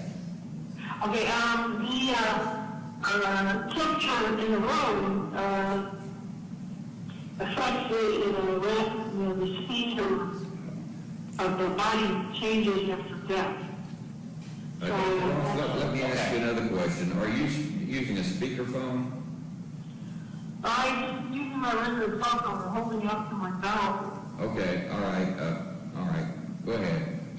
I can hear you. I think sometimes with the delay in you speaking and then it coming through the speaker here and then the other speaker here, I think the faster you talk, the more it kind of connects together. So if you could maybe try to slow down, I know it's difficult and I have that same problem. Okay. But I guess my question is, it's possible that he could have died at 8 p.m. that night, or it's also possible that he could have died at 10 a.m. the next morning. Is that safe to say? Possibly it's hard to tell, and I'm showing signs of decomposition.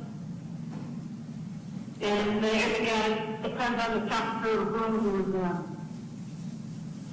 And you didn't perform any testing on vitreous humor in the eye, did you?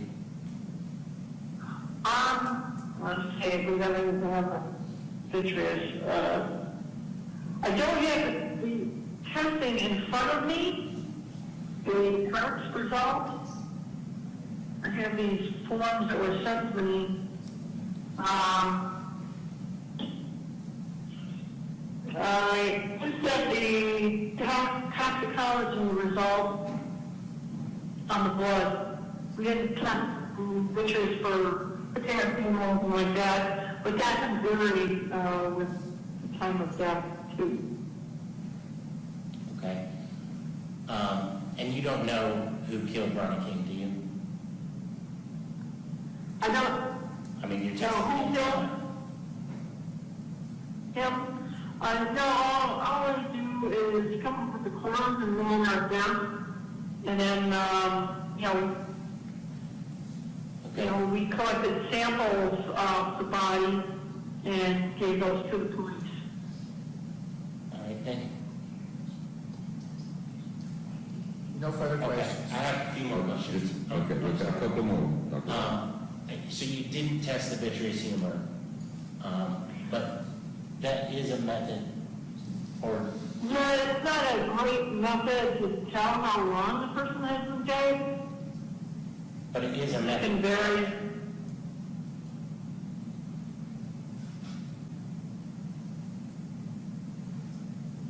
It is a method to determine time of death. They have used it before, but it's just generally when the calcium increases over time, but it might vary with the temperature or where the body is or how,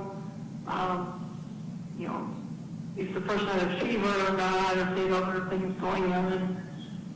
It's really not a good indicator of the time of death. As far as I know, it looks like it would run, probably less than 24 hours because there was also refrigeration of the body. Okay. I couldn't quite tell in your original testimony when you were talking about the way the hands were bound. You said there was a white zip tie. Is that correct? Yeah, the portion of white zip tie on the back of one of his hands. And go find that again.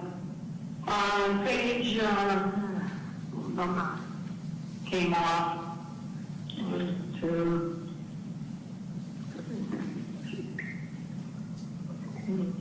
Okay, 1, 2, 3, 4, 5. I think page 6. Also, minute fragments of duct tape and a fragment of white plastic zip tie is present on both left hand. So it was a fragment of one zip tie. Is that correct? And a fragment of white plastic zip tie. Okay. And I must have misheard you. When you said mittens earlier, you meant that duct tape looked like a mitten, right? There was duct tape on the body. On the hands. On the both hands. The question, doctor, was, I didn't find the duct tape on the zip tie on the left hand, the right hand is completely enclosed. the question was whether the reference to mittens was a reference to actual mittens or to something that appears to Oh, it looked like a mitten. It was wrapped around his hand like a mitten. be. Okay. I'm sorry, I just didn't hear that earlier.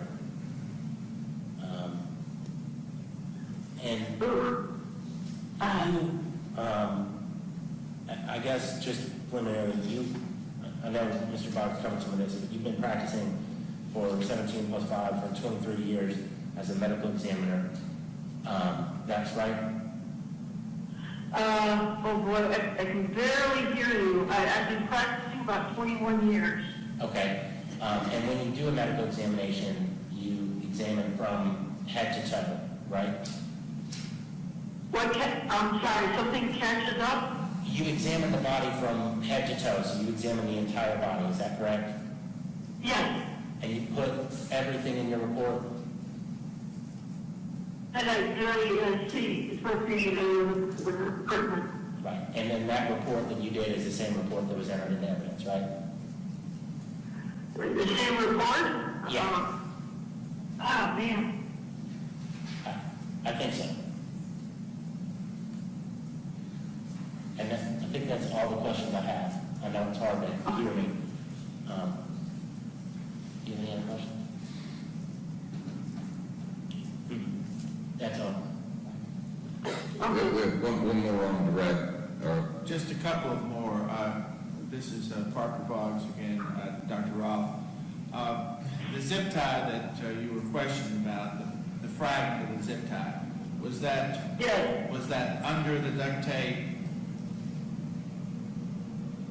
Had it been duct taped onto the body? Duct tape and a fragment of that plastic zip tie present on the bottom of my skin. I don't know if it was under or next to the movie. Are you saying that the fragment was held on to the body by the duct tape? The fragments of the duct tape were very small, and there was someone walked in. And so we're clear also, Doctor, about the range of the dead. What, at the time you received the body, could you give the jury an approximate range of the, how long it had been since? It's just been dead, close to 24 hours, shows no evidence of decomposition, but usually a room temperature, and he also was kind of refrigerated in between, so that would slow things down. And is one of the reasons you say a range, but it had been less than 24 hours, you received the body in Frankfort, Kentucky? Yes, we started now approximately 20 a.m. And you said that the temperature, when Mr. Seidelman, counsel, was asking about the vitreous material of the eyes that can sometimes be used to determine the length or the cause or time of death, you said that's affected by temperature. Would that be affected by fire or temperature, or the temperature of the room? Usually, like the temperature of the room after the person died, I guess. So I can be clear of your answer. You're saying the temperature of the room would affect the reliability of whether you could use the eyes any kind of... Yeah, because they prepared some of the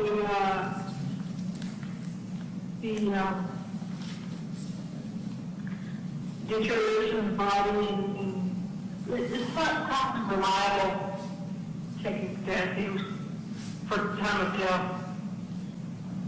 This body had been burned and blistered, isn't that correct?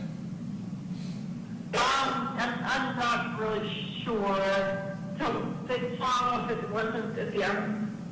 Well, you reported the partially burnt clothing, the burnt duct tape, and that the skin appeared to have blistering. There skin there was blistering of yes, the skin. It had some blistering. Thank you very much. Yeah. Any follow-up, Mr. Solomon? No, Your Honor. All right, Dr. Roth, I believe that's it. I thank you for your time this morning. We appreciate it. Well, you're welcome. I appreciate the experience. All right. Okay. Goodbye. And thank you, Your Honor, and I again appreciate the fact that you allowed her to participate last week, since she was unavailable to participate in this trial only on Wednesday or Thursday of last week, and was not available to participate live. And I appreciate counsel allowing her to put her report and her final in under her testimony. Very good. All right. Ladies and gentlemen, let's take a 10-minute break. again, same admonition, don't talk among yourselves about any of this, and don't talk to anyone else, and if anyone approaches you, please report back to me. Thank you.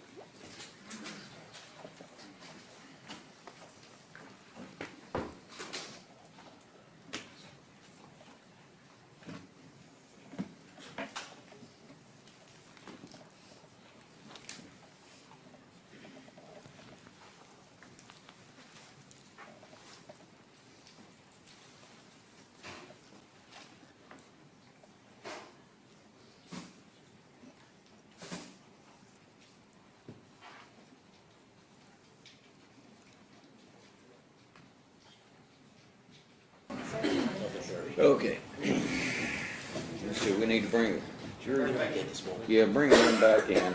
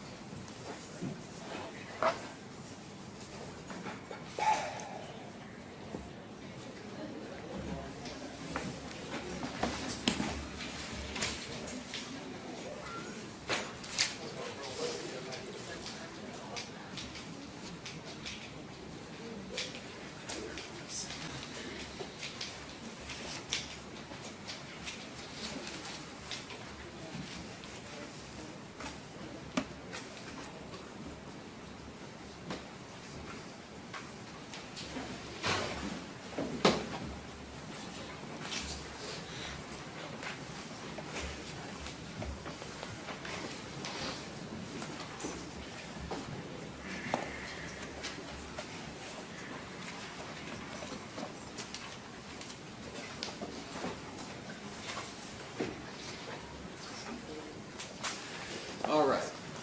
Be seated, folks. All right. Mr. Box, where are we? Where are we now? Your Honor, as the court's aware, some of our witnesses are available and are not available that were available last week. We're finished for today. We can start as early as the court wishes in the morning. We have witnesses coming at 8:30. All right, let's start at 8:30 in the morning, so we really need to get some of this behind us. Ladies and gentlemen, I'm going to ask you to come in early in the morning at 8:30. So we need to get this stuff. It's going slowly. We're fortunate that Judge Costanza has made time for us to get in here and do this on short notice anyway, because we had to change venue, and I appreciate that so much. But I'm going to ask you to come in at 8:30 in the morning, and we'll be ready to go then with witnesses and get this keep this moving as expeditiously as possible. And so that's going to otherwise conclude us for the day. So same admonition. Please don't talk about this among yourselves or to anyone else. Don't read the papers. Don't watch WYMT. I'm not picking on them, but don't watch any. Just don't watch the news. That'd be the best thing to do, and stay off of Facebook and things like that until this is over, and to ensure your objectivity and the defendant's right to a fair trial. So, with that, I'm going to release you until in the morning. We'll start at 8:30 in the morning, and like I said, same admonition. So leave your notepads in your seat, please, and we'll see you in the morning. All right? Please rise. I think that people vote. You can leave your buttons here if you want to, you can. Just leave one, I don't think you're going to do that. We're about not looking.